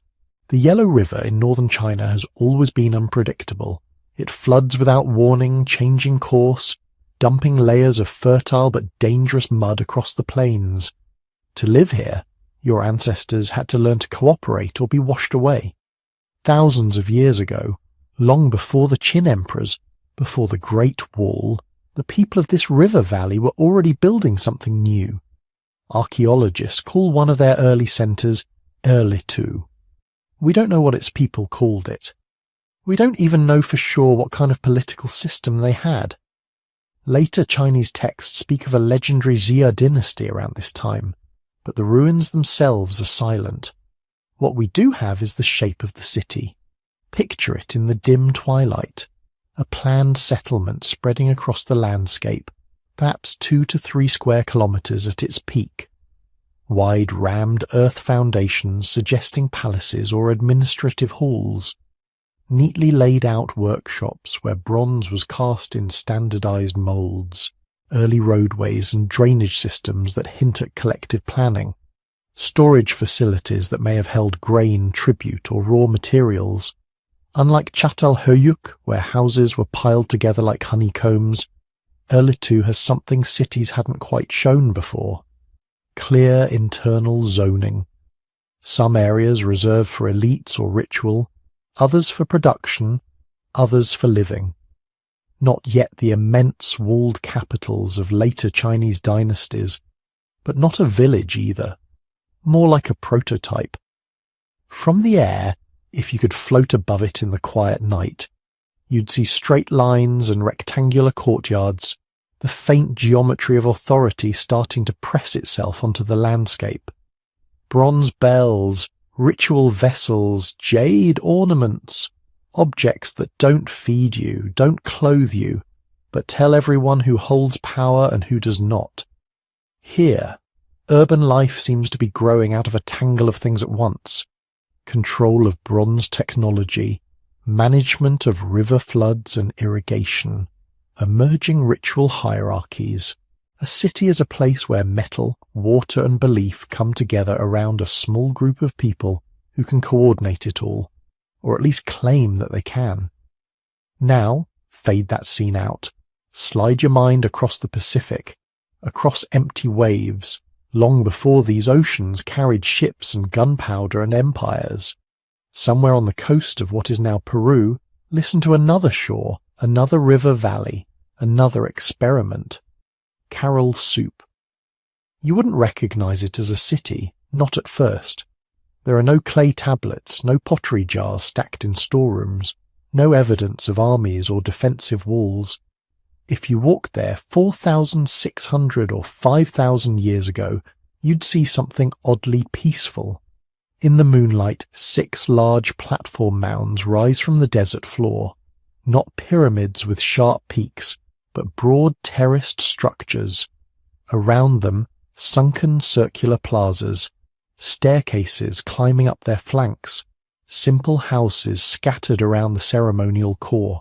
From above, it looks like architecture that grew out of music and ritual rather than war. And here is the puzzle. Caral Soup was monumental. It required huge amounts of labour, planning and coordination. Yet archaeologists find almost no signs of warfare, no fortification walls, no mass graves of violent conflict, no smashed monuments. Even stranger, all of this blossomed in a culture that didn't yet use pottery.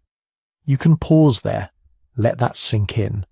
A society capable of organising thousands of people to build massive stone and earth platforms, but still cooking in baskets, gourds and pits instead of fired clay bowls. A society that invested in public architecture and ceremonial spaces, but didn't leave us written records or looming statues of kings. So what drew people into this proto-city? Evidence suggests it might have been trade and ritual.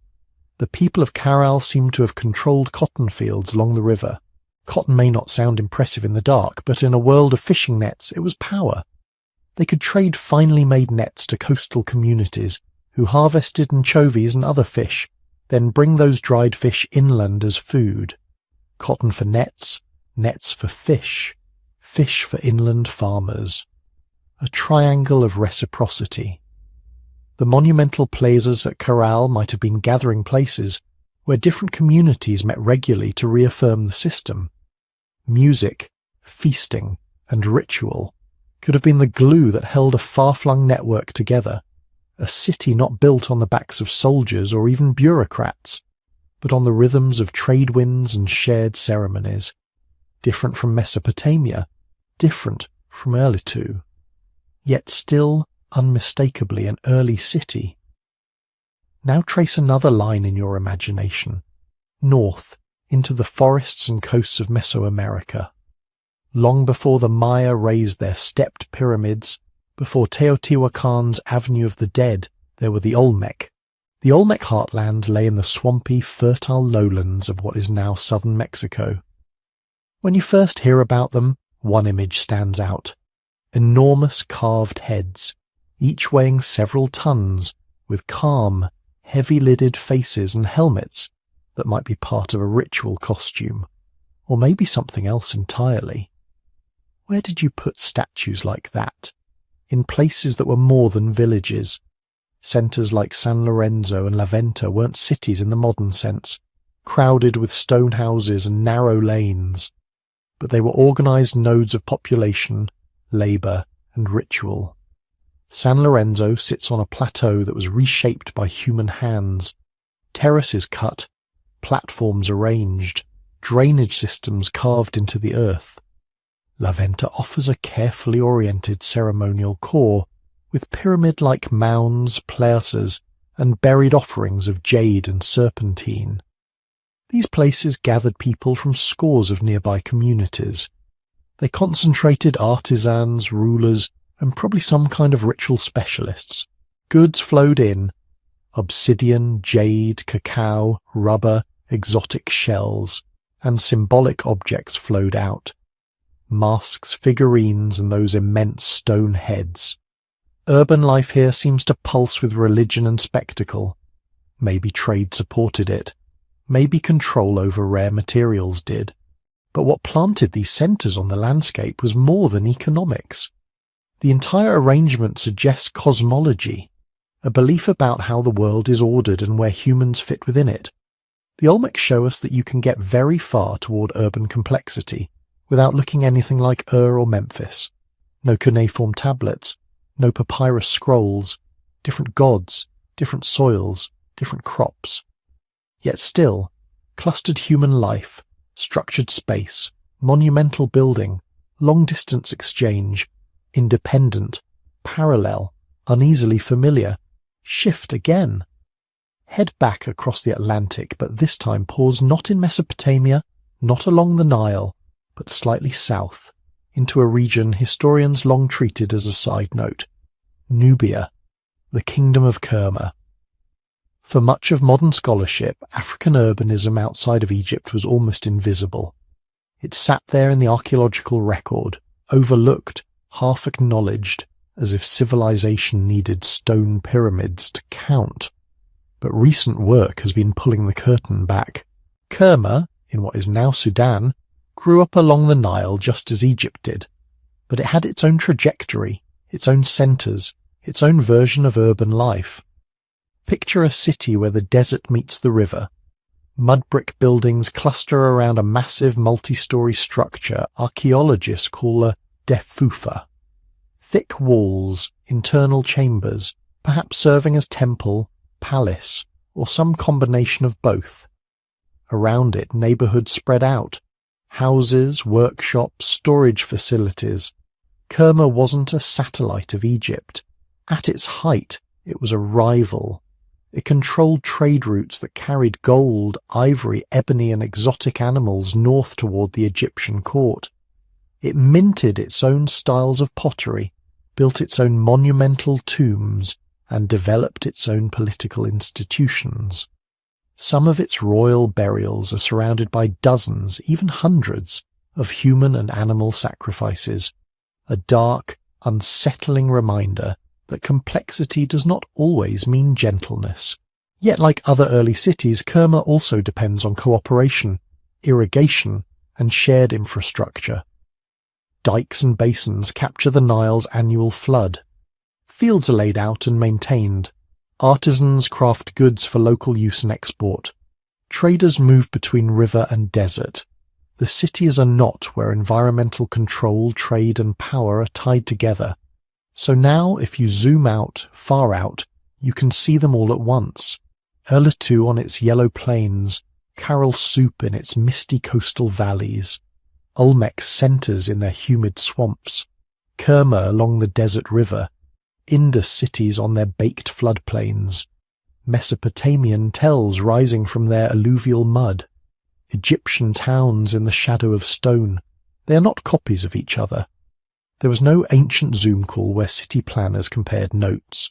Urban life, it seems, was invented again and again. What does that tell us about human nature? One tempting answer is inevitability. Put enough people in one place, give them agriculture and a few thousand years, and cities will emerge like mould in a damp corner. But the archaeological record suggests something more subtle. Not every farming society became urban. Some remained village-based for millennia and did just fine. Others built ceremonial centres and then abandoned them. Urbanism was not a guaranteed next stage. Like a video game level you unlock automatically after inventing irrigation. It was a choice. Or rather, a series of choices made by many people over long spans of time. In some regions, cities seem to grow out of trade. Caral Soup's cotton and fish exchange. Kerma's role as a node in long-distance routes. Certain coastal and riverine centres in China where bronze, salt or jade moved in and out like tides. In other places, religion seems to be the main driver. Göbekli Tepe's carved pillars on a Turkish hillside. Olmec's ceremonial centres arranged as earthly diagrams of the cosmos. The Defufa at Kerma towering over its neighbourhoods. Urban space as a stage built primarily for gods, ancestors, and rituals that pull scattered communities into a single orbit. Elsewhere, agriculture and resource management lie at the centre. Erletu and the harnessing of the Yellow River. Indus cities with their carefully laid out granaries and standardised bricks. Places where the need to coordinate water, fields and labour leads, step by step, to something that begins to look like a city.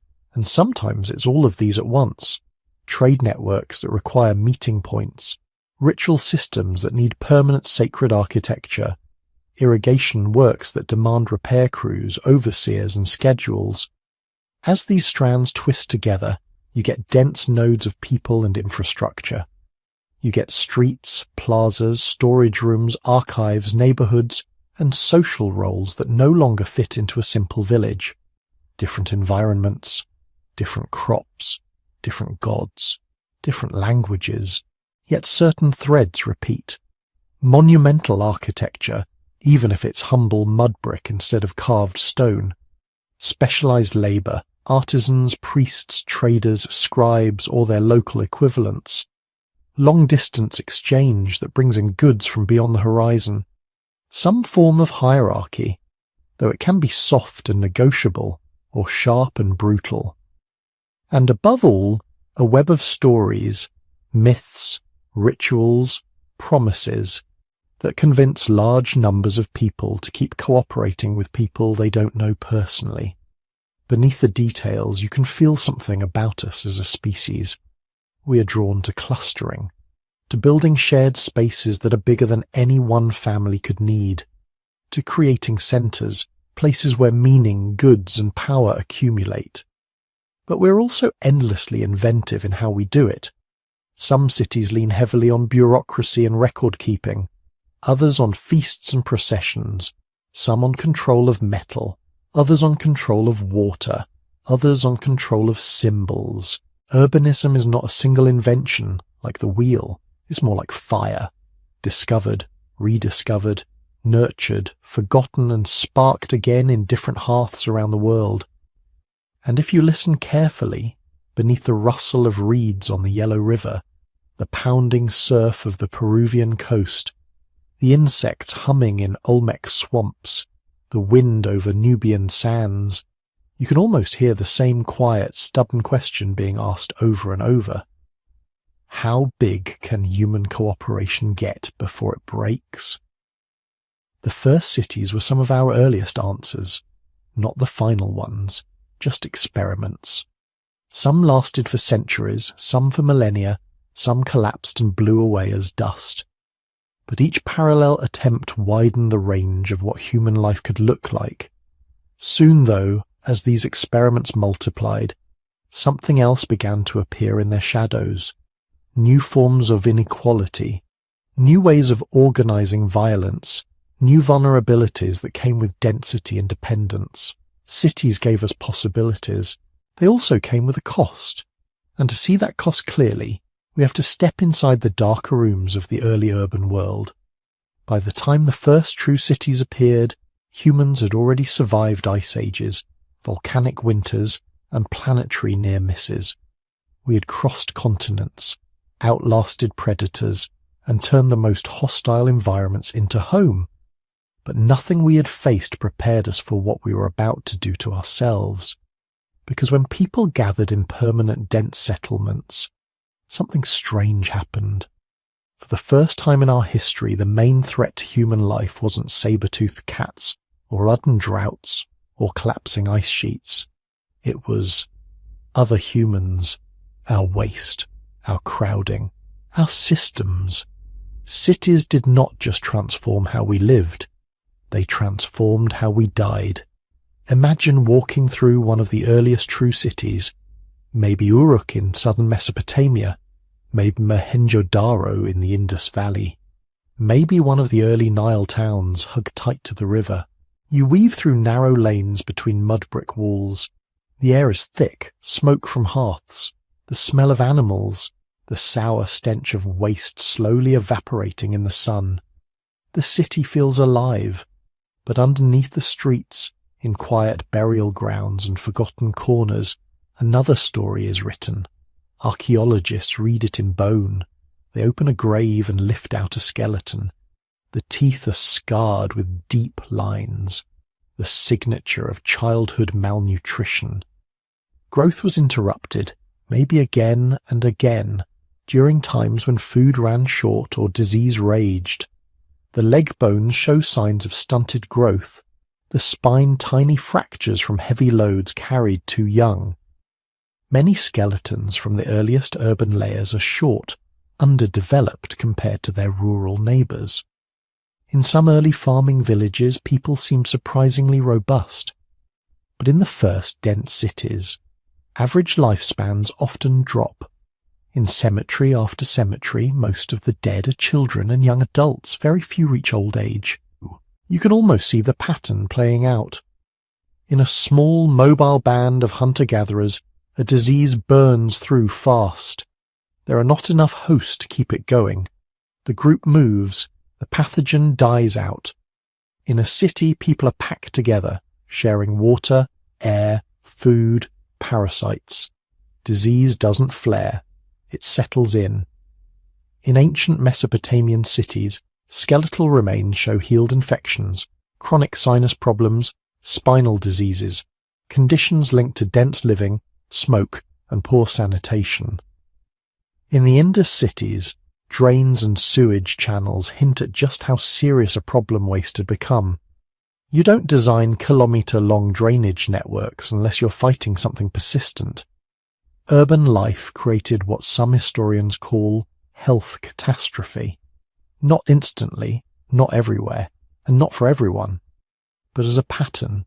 Shorter lives, more disease, more child deaths, and yet people kept coming. They came because cities offered something else: safety from raiders, access to trade, ritual, status, stories. But the price was high. Think about what density really means for disease. Bodies close together mean pathogens have a constant chain of new hosts. Once cities reach a certain size, they can sustain crowd diseases, measles-like, flu-like gastrointestinal infections that would simply vanish in a scattered mobile population. We don't know exactly when many of the classic urban diseases emerged.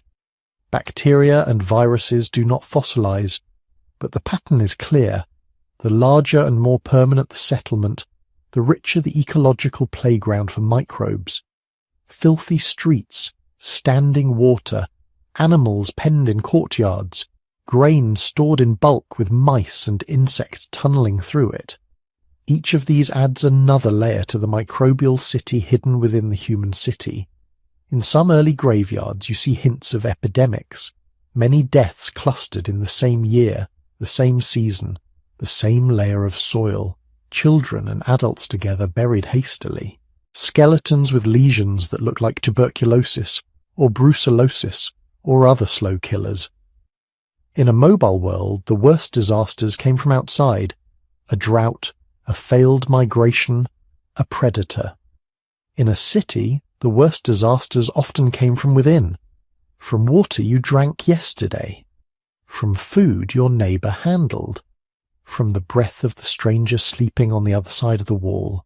And yet, the story of cities is not only about bodies breaking down, it is about social structures hardening. Before cities, inequality certainly existed. Some individuals had more influence, more followers, more mates, better tools. But it was flexible. Leaders could be abandoned. Habitual bullies could be exiled or killed. Mobility was a weapon against domination. When people locked themselves to land and buildings, when they invested labour into walls, fields, canals and houses that could not be easily moved, mobility faded, and inequality found its anchor. In the archaeological record of early cities, you start to see clear, systematic differences in how people lived and died. On one side of town, large houses, sometimes with many rooms and courtyards, storage jars full of grain, imported goods, exotic stones, finely made pottery, in some graves, jewellery, weapons, ornate figurines. On the other side, tiny one-room dwellings, walls built from reused bricks, floors repatched again and again, burials with almost no grave goods, sometimes even stacked together in ways that suggest cramped, marginal living. In some Mesopotamian cities, elite compounds are raised above surrounding neighbourhoods, literally looking down on the lower quarters. In early Egyptian towns, certain districts are tightly organised around temples and palaces, while others are crowded, irregular, almost improvisational. Inequality stops being a temporary imbalance and becomes an architecture. You can see it in street plans, in house size, in diet. Chemical analysis of bones from early urban cemeteries sometimes shows that one group of people ate more meat, more diverse foods, or had more consistent access to high-status items like certain fish or exotic imports. Another group depended almost entirely on cereal grains, with nutrient deficiencies etched into their skeletons. Poverty in the modern sense has roots here. Not just having less, but being systematically prevented from having more, in tribute, in tax, in debt. Early clay tablets from Mesopotamia mention people who owe silver or owe grain to temple or palace institutions. When they cannot pay, they can be seized or their children taken as bond labour. Debt becomes a mechanism for pulling people into permanent subordination, and beneath that even darker currents stir, because inequality on this scale almost always rests on coerced work. Forced labour is written into the bones of the early city. In Egypt, long lines of figures carved on tomb walls show workers hauling massive stones, making bricks, digging canals. Official inscriptions describe corvée, labour, seasonal, obligatory work for the state, often enforced with lashes and overseers. These might have been peasants drafted for part of the year, but they had little choice. In Mesopotamia, tablets refer to male and female slaves, allocated to temples, palaces, and private households. Some are clearly war captives, taken in raids or campaigns. Others appear to have been sold because of debt or famine. In the Indus Valley, the picture is murkier. We do not yet have deciphered text mentioning slaves, but we see massive public works, kilns, drains, platforms, requiring organized, repetitive, physically punishing labor. Someone mixed those bricks, carried those loads, stood for hours in smoke and heat. The marks show up in skeletons, damaged vertebrae from heavy lifting, degenerative joint disease in young adults, repetitive stress injuries in shoulders and knees, people whose bodies were used up doing someone else's work. Slavery, forced labor, coercion, these do not begin with cities, but cities amplify them. They make them systemic, record them in writing, embed them in law. You can no longer just walk away from a bad arrangement when your home, your fields, your ancestors' graves, and your debts all tie you to a single place. The city holds you, and the city itself begins to devour its surroundings. Early urban centres were like stars pulling matter into their orbit. People flowed in, so did resources. Wood for fuel and construction, stone for tools and monuments, clay for bricks, reeds, fodder, and above all water and soil fertility. In southern Mesopotamia, cities like Uruk and Ur depended on irrigation. Canals snaked across the floodplain, bringing river water to fields of wheat and barley. For a while this system worked brilliantly. Yields soared, populations grew, but irrigation in a hot, flat landscape carries a hidden cost: salt. As water evaporates from the soil, dissolved salts are left behind. Unless fields are periodically flushed with fresh water or given time to rest, salt slowly builds up. Crop yields decline. Some early Mesopotamian texts lament fields that have turned white, a poetic way of describing salinization. Over centuries, this process may have undermined the very agricultural base that fed the first cities. In other regions, the pattern is deforestation. To build houses, boats, city walls, and to fire endless kilns for pottery and bricks, early urban societies cut down trees around them. Pollen records from lake sediments near some ancient Near Eastern and Mediterranean sites show sudden shifts. Forest species disappear, replaced by scrub and erosion-tolerant plants. In hilly areas, once the trees are gone, rain starts carrying soil away. Hills turn to bare rock, springs dry up. The city lives by converting complex ecosystems into simplified, managed zones. Fields, pastures, orchards, quarries. For a while, the conversion looks like progress. Then, often, the land begins to fail. Collapse does not always mean dramatic ruin. Sometimes it looks like slow hollowing out. Fewer people, poorer diets, abandoned neighbourhoods, crumbling drains no one bothers to repair. The bright experiment of urban life flickers. And beneath all this, the disease, the inequality, the coerced labour, the environmental stress, there is something more difficult to see in artefacts and bones: the inner cost. For most of our species' history, people lived in groups where everybody knew everybody else. A band of a few dozen, a village of 100, a web of related camps. Faces were familiar, histories were shared. If you met a stranger, it meant something important, a new ally, a new rival, a potential mate. In cities, this changes. You can walk through an early urban street and pass dozens, even hundreds of people you have never met and will never see again. They are not kin, not allies, not enemies. They are just there. This anonymity is powerful. It allows new kinds of freedom. You can reinvent yourself, escape a reputation, think thoughts no one around you understands. But it also allows new kinds of loneliness. We cannot interview the residents of Çatalhöyük or Ruk or Mohenjo-Daro about their feelings, but hints appear. In some early urban houses, walls are covered with repeated symbols, marks, and images, as if people were trying to create small islands of meaning in crowded, impersonal environments. In burial grounds, we start seeing individuals buried alone, separate from family clusters, or with objects that seem intensely personal. Small figurines, amulets, carefully repaired tools. We also see the rise of what looks like social stress. Crowded neighborhoods rebuilt again and again after fires or collapses. Evidence of interpersonal violence, broken noses, healed skull fractures, defensive wounds on forearms. People living in close quarters, under pressure, sometimes turning that pressure on each other.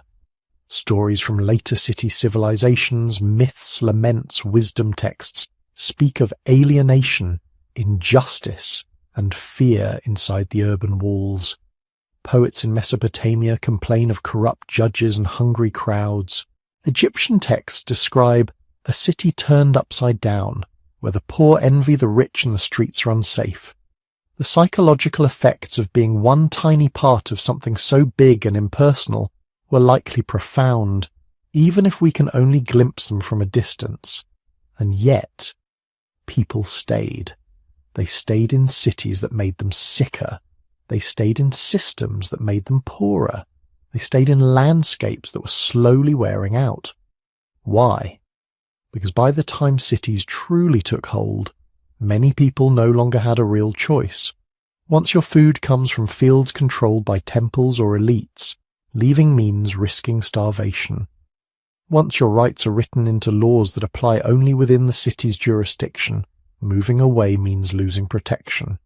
If your craft, your skills, your identity are tied to urban networks, if you are a potter whose wares are sold through city markets, a scribe whose knowledge only matters in a bureaucracy, a priest whose rituals require a temple, where do you go? Cities create dependency. They offer safety from raiders behind walls, but only if you stay inside. They offer grain from central stores during a bad harvest, but only to those registered in their systems. They offer rituals, festivals, prestige, written contracts, and the promise, just the promise of upward mobility. They also generate fear of being expelled, of being cut off, of falling to the bottom of an increasingly steep social pyramid. So people remained. They had made a bargain, most without ever choosing it consciously, in exchange for security, for access to goods and ideas and community on a scale never seen before. They accepted new vulnerabilities and new forms of control. They traded the risks of the wild for the risks of the crowd. They traded the freedom of movement for the stability of walls. They traded a world where danger came from nature for one where danger came from systems they themselves had built. The first cities were astonishing achievements of human imagination and cooperation. They were also traps, not in a simple villainous sense, but in a deeper evolutionary one. Once enough people stepped into this new pattern of living, once enough resources and memories and stories anchored themselves to brick and stone, it became very hard to step back out. We still live inside that bargain. But before we decide whether it was worth it, we need to look at the other side of the story, the ways cities also expanded what humans could be, the alternatives they almost took, and the paths we may still not fully understand. By now, the story of how cities began might feel slippery. The neat diagrams you saw in school, little arrows marching from foragers to farmers to villages to cities to states, start to look less like history and more like a comforting bedtime story we told ourselves. In this part of the night, as everything grows quieter and slower, we step back and look at the pattern from far above. What if almost everything we thought we knew about the birth of cities is wrong, or at least too simple to be useful? For more than a century, archaeologists and historians repeated a basic idea. Cities required agriculture. They required kings, or something very much like them. You needed full-time rulers, priests, and bureaucrats to organize irrigation, collect taxes, run armies, and manage markets.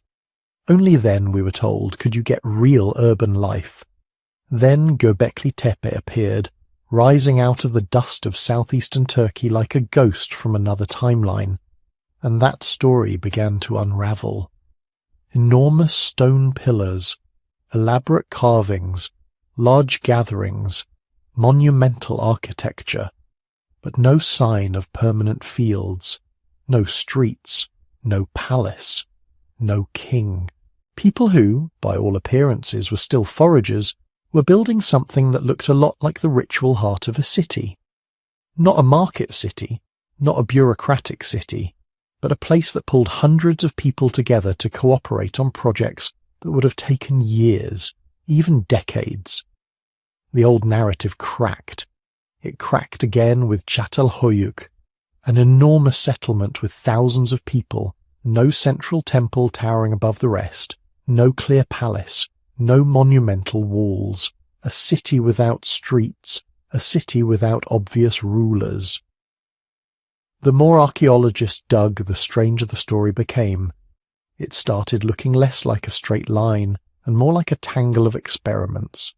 Some places had big walls before they had big temples.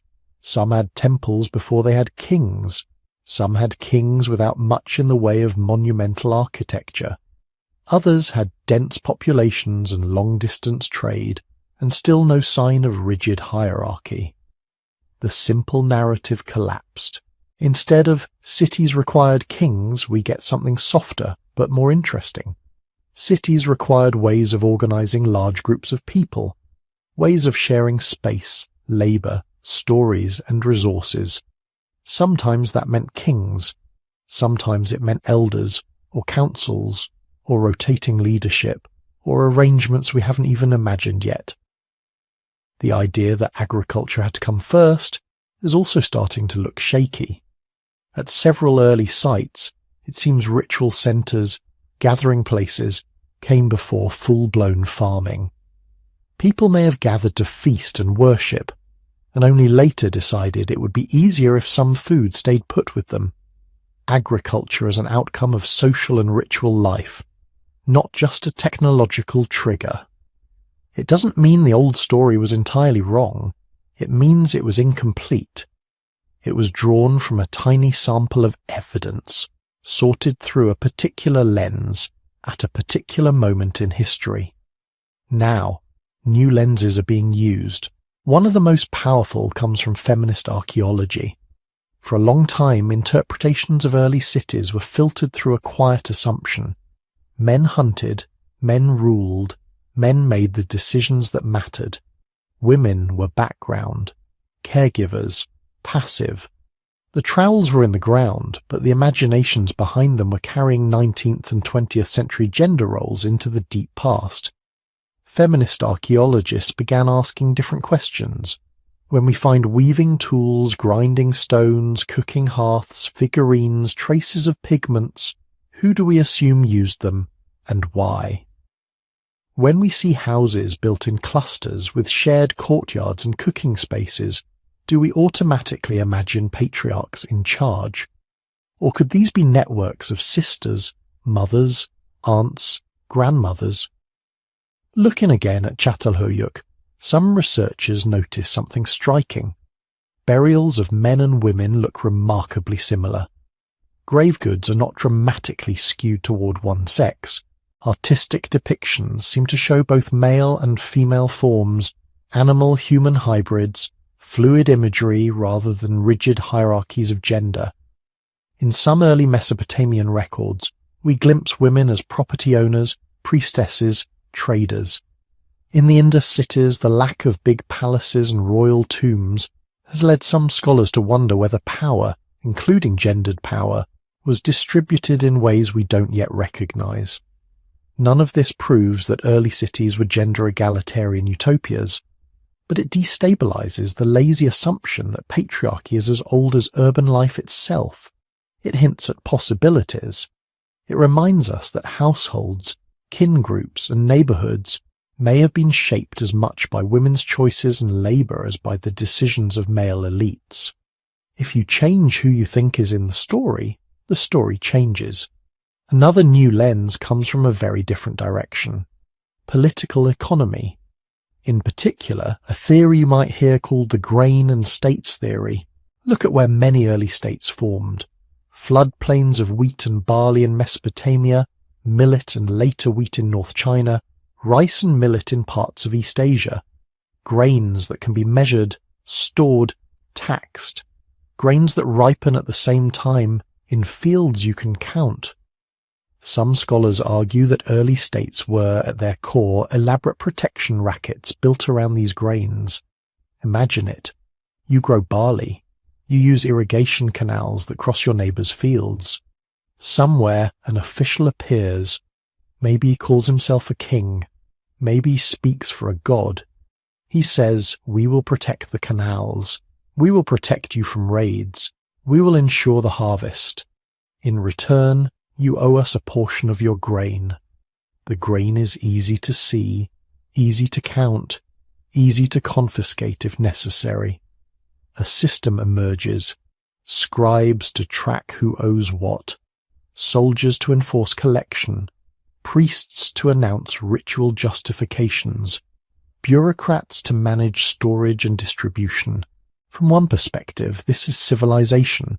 Roads, irrigation, temples, writing. From another, it is organized extraction, layered over a basic reality. You must pay to exist safely inside the system. If you refuse, life becomes hard, very hard.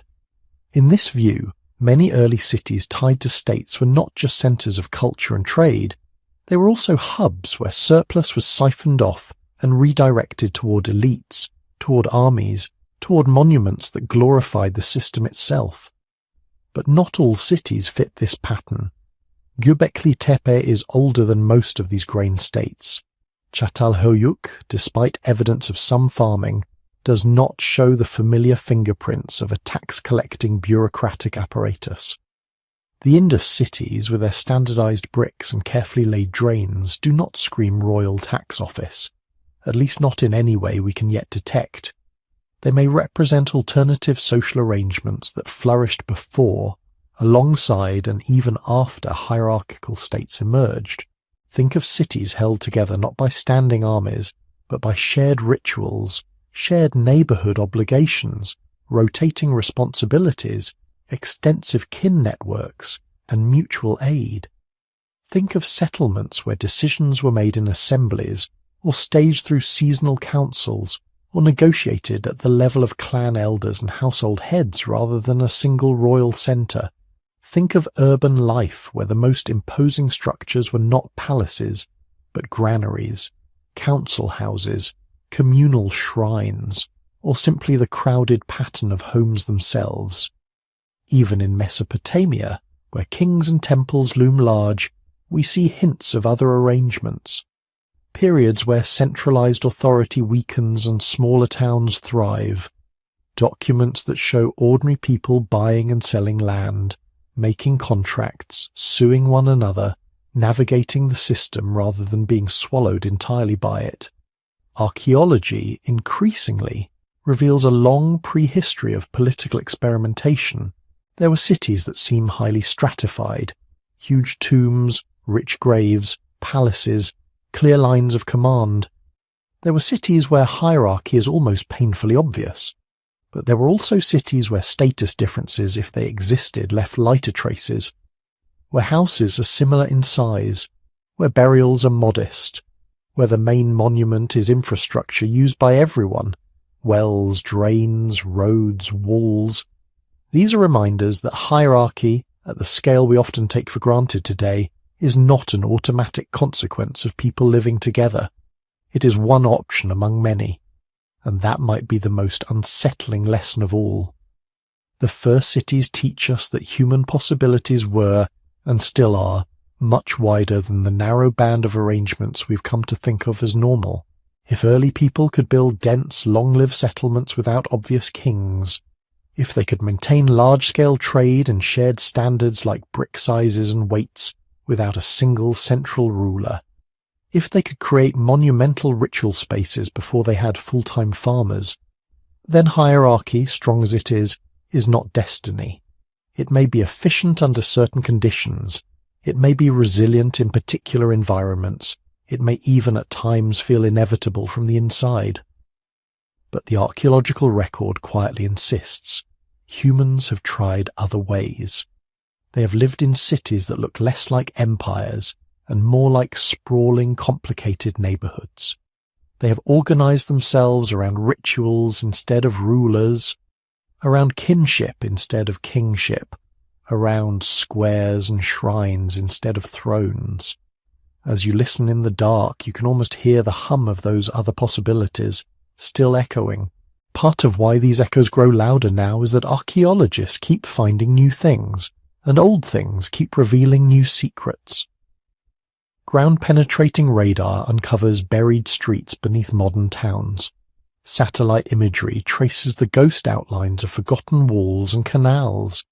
Micro-remains of plants and animals in ancient soils tell us who was eating what and when. Ancient DNA from teeth and bones shows who moved where, who married whom, who brought new ideas and skills along trade routes no one suspected. Every year there are surprises. A city discovered under jungle canopy, its grid still faintly visible. A temple complex older than expected, evidence of early water management in places thought too marginal. Clay tablets that don't record royal boasts, but debt cancellations, legal disputes, lists of workers paid in grain. Each find tugs at the web of assumptions we've woven around urban origins. And yet, some of the most important questions remain stubbornly unanswered. We still do not know exactly how people at Çatalhöyük made decisions together. Was there a council of elders? Did some families quietly accumulate more influence, even if their houses looked the same from the outside? We don't know what language was spoken in the Indus cities, or how their political system actually worked. Was there a ruling council? Rotating leadership tied to guilds or lineages? Something we have no modern analogy for at all. We do not know how ordinary women in early cities experienced daily life. Were they relatively free to move, trade, own property, or were they constrained in ways the bones and bricks cannot clearly show? We do not know how many times egalitarian or semi-egalitarian cities rose, flourished for centuries, and then vanished, leaving barely a trace under river sediment or desert sand.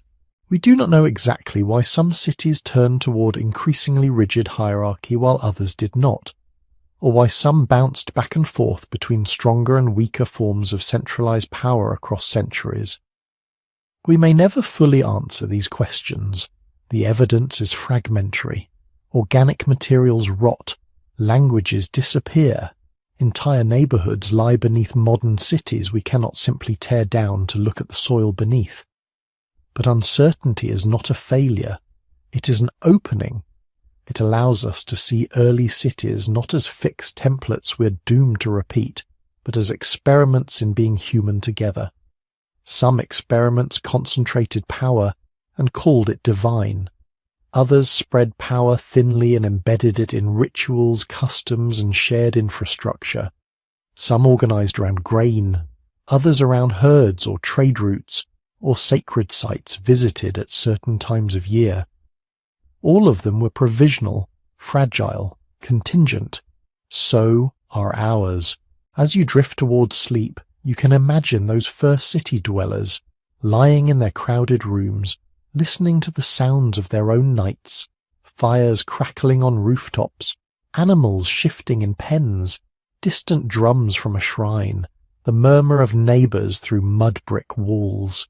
They did not know they were inventing cities. They were just trying to live, to make meaning, to manage conflict, to balance cooperation and competition. They tried one arrangement, then another, then another. In their experiments are clues to what we still might become. So now, at the end of this long, quiet journey, try to hold all of it in your mind at once.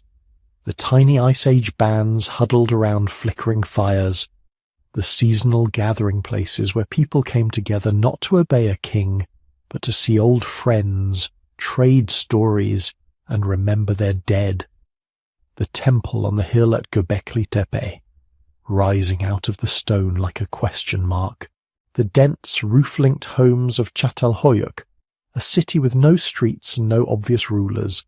The rigid, channeled landscapes of Mesopotamia, where irrigation ditches and clay tablets began to lock people into hierarchies. The carefully planned, almost eerily orderly cities of the Indus Valley, with their quiet, undeciphered script. The Nile towns beneath the shadow of pyramids, the cities of China, the gridded plazas of the Americas, each one a different answer to the same puzzle. How do you live with thousands of other humans without tearing each other apart? When you look at them this way, the first cities stop being distant, inevitable milestones on a straight road to civilization. They start to look like what they really were, experiments. No one had a blueprint. No one knew how it was supposed to go. People tried things. They gathered first for ritual or for trade or for seasonal feasts.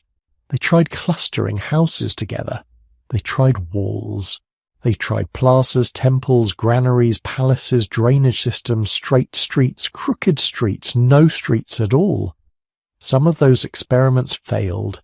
Cities were abandoned. Rivers changed course. Trade routes shifted.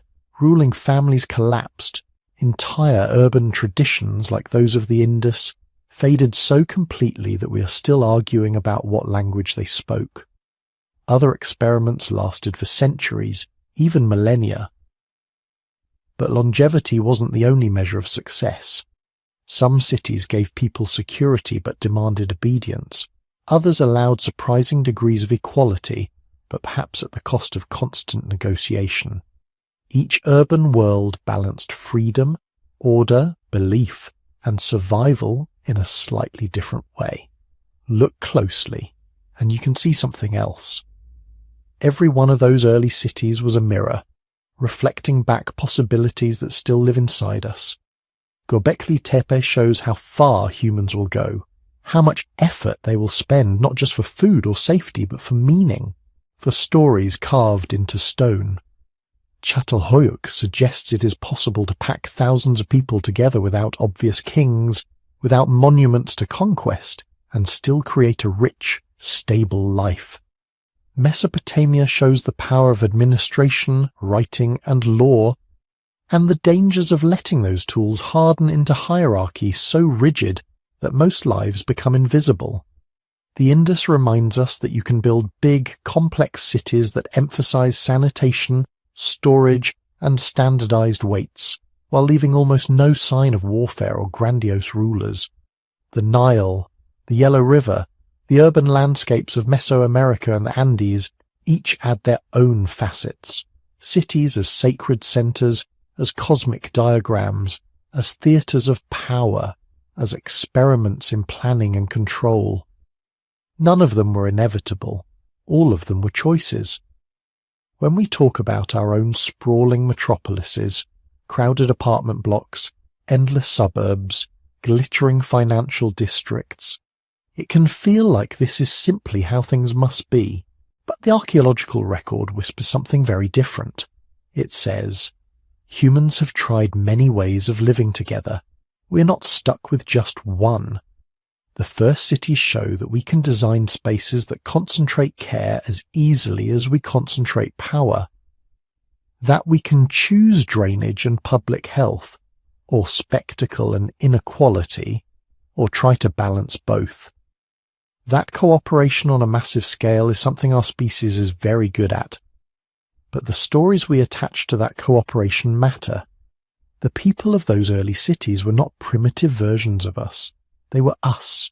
Same brains, same need for belonging, same capacity for kindness and cruelty, for curiosity and fear. They stood at the edge of the unknown and invented urban life from almost nothing. We inherit not just their streets and walls and broken pots, but their unrealized possibilities. So as you drift towards sleep, you might imagine your own city, or town, or quiet village as just one more chapter in this long experiment. Lights in high-rise windows, late-night buses, murmured conversations through thin walls, all of it connected in a faint, unbroken line back to the first fires on the Ice Age plains and the first stone circles on Anatolian hills. And now, if you're still awake, this is the gentle part where I invite you to stay connected to this journey. If you found this story calming or thought-provoking, you can tap the like button. It helps more people find these late-night histories. You're welcome to subscribe if you'd like to wander through more forgotten cities and deep time with me in the future. I'd also love to hear from you. If you feel like typing a few words before you drift off, tell me where you're listening from. A small apartment in a modern megacity, a quiet house in the countryside, a dorm room, a night shift break room. Together they form a kind of invisible map, another network of humans listening in the dark. If you'd like to support the channel in a more direct way, there is an optional YouTube membership available. It's completely voluntary and simply a way to help me keep making these long, gentle explorations. But watching, listening, and sharing your thoughts in the comments is already more than enough. For now, let the noise of today's world fade a little. Remember that for hundreds of thousands of years, humans have faced uncertainty, gathered together, argued, dreamed, built, and rebuilt. The first cities rose and fell, but the capacity that made them possible, the ability to cooperate, to imagine, to reshape our surroundings, stayed with us. It's still with you, even now in the quiet. Thank you for spending this time here. Let your eyes close, if they haven't already. Let the ancient streets empty, one by one, and allow yourself to rest inside this long ongoing story of human possibility.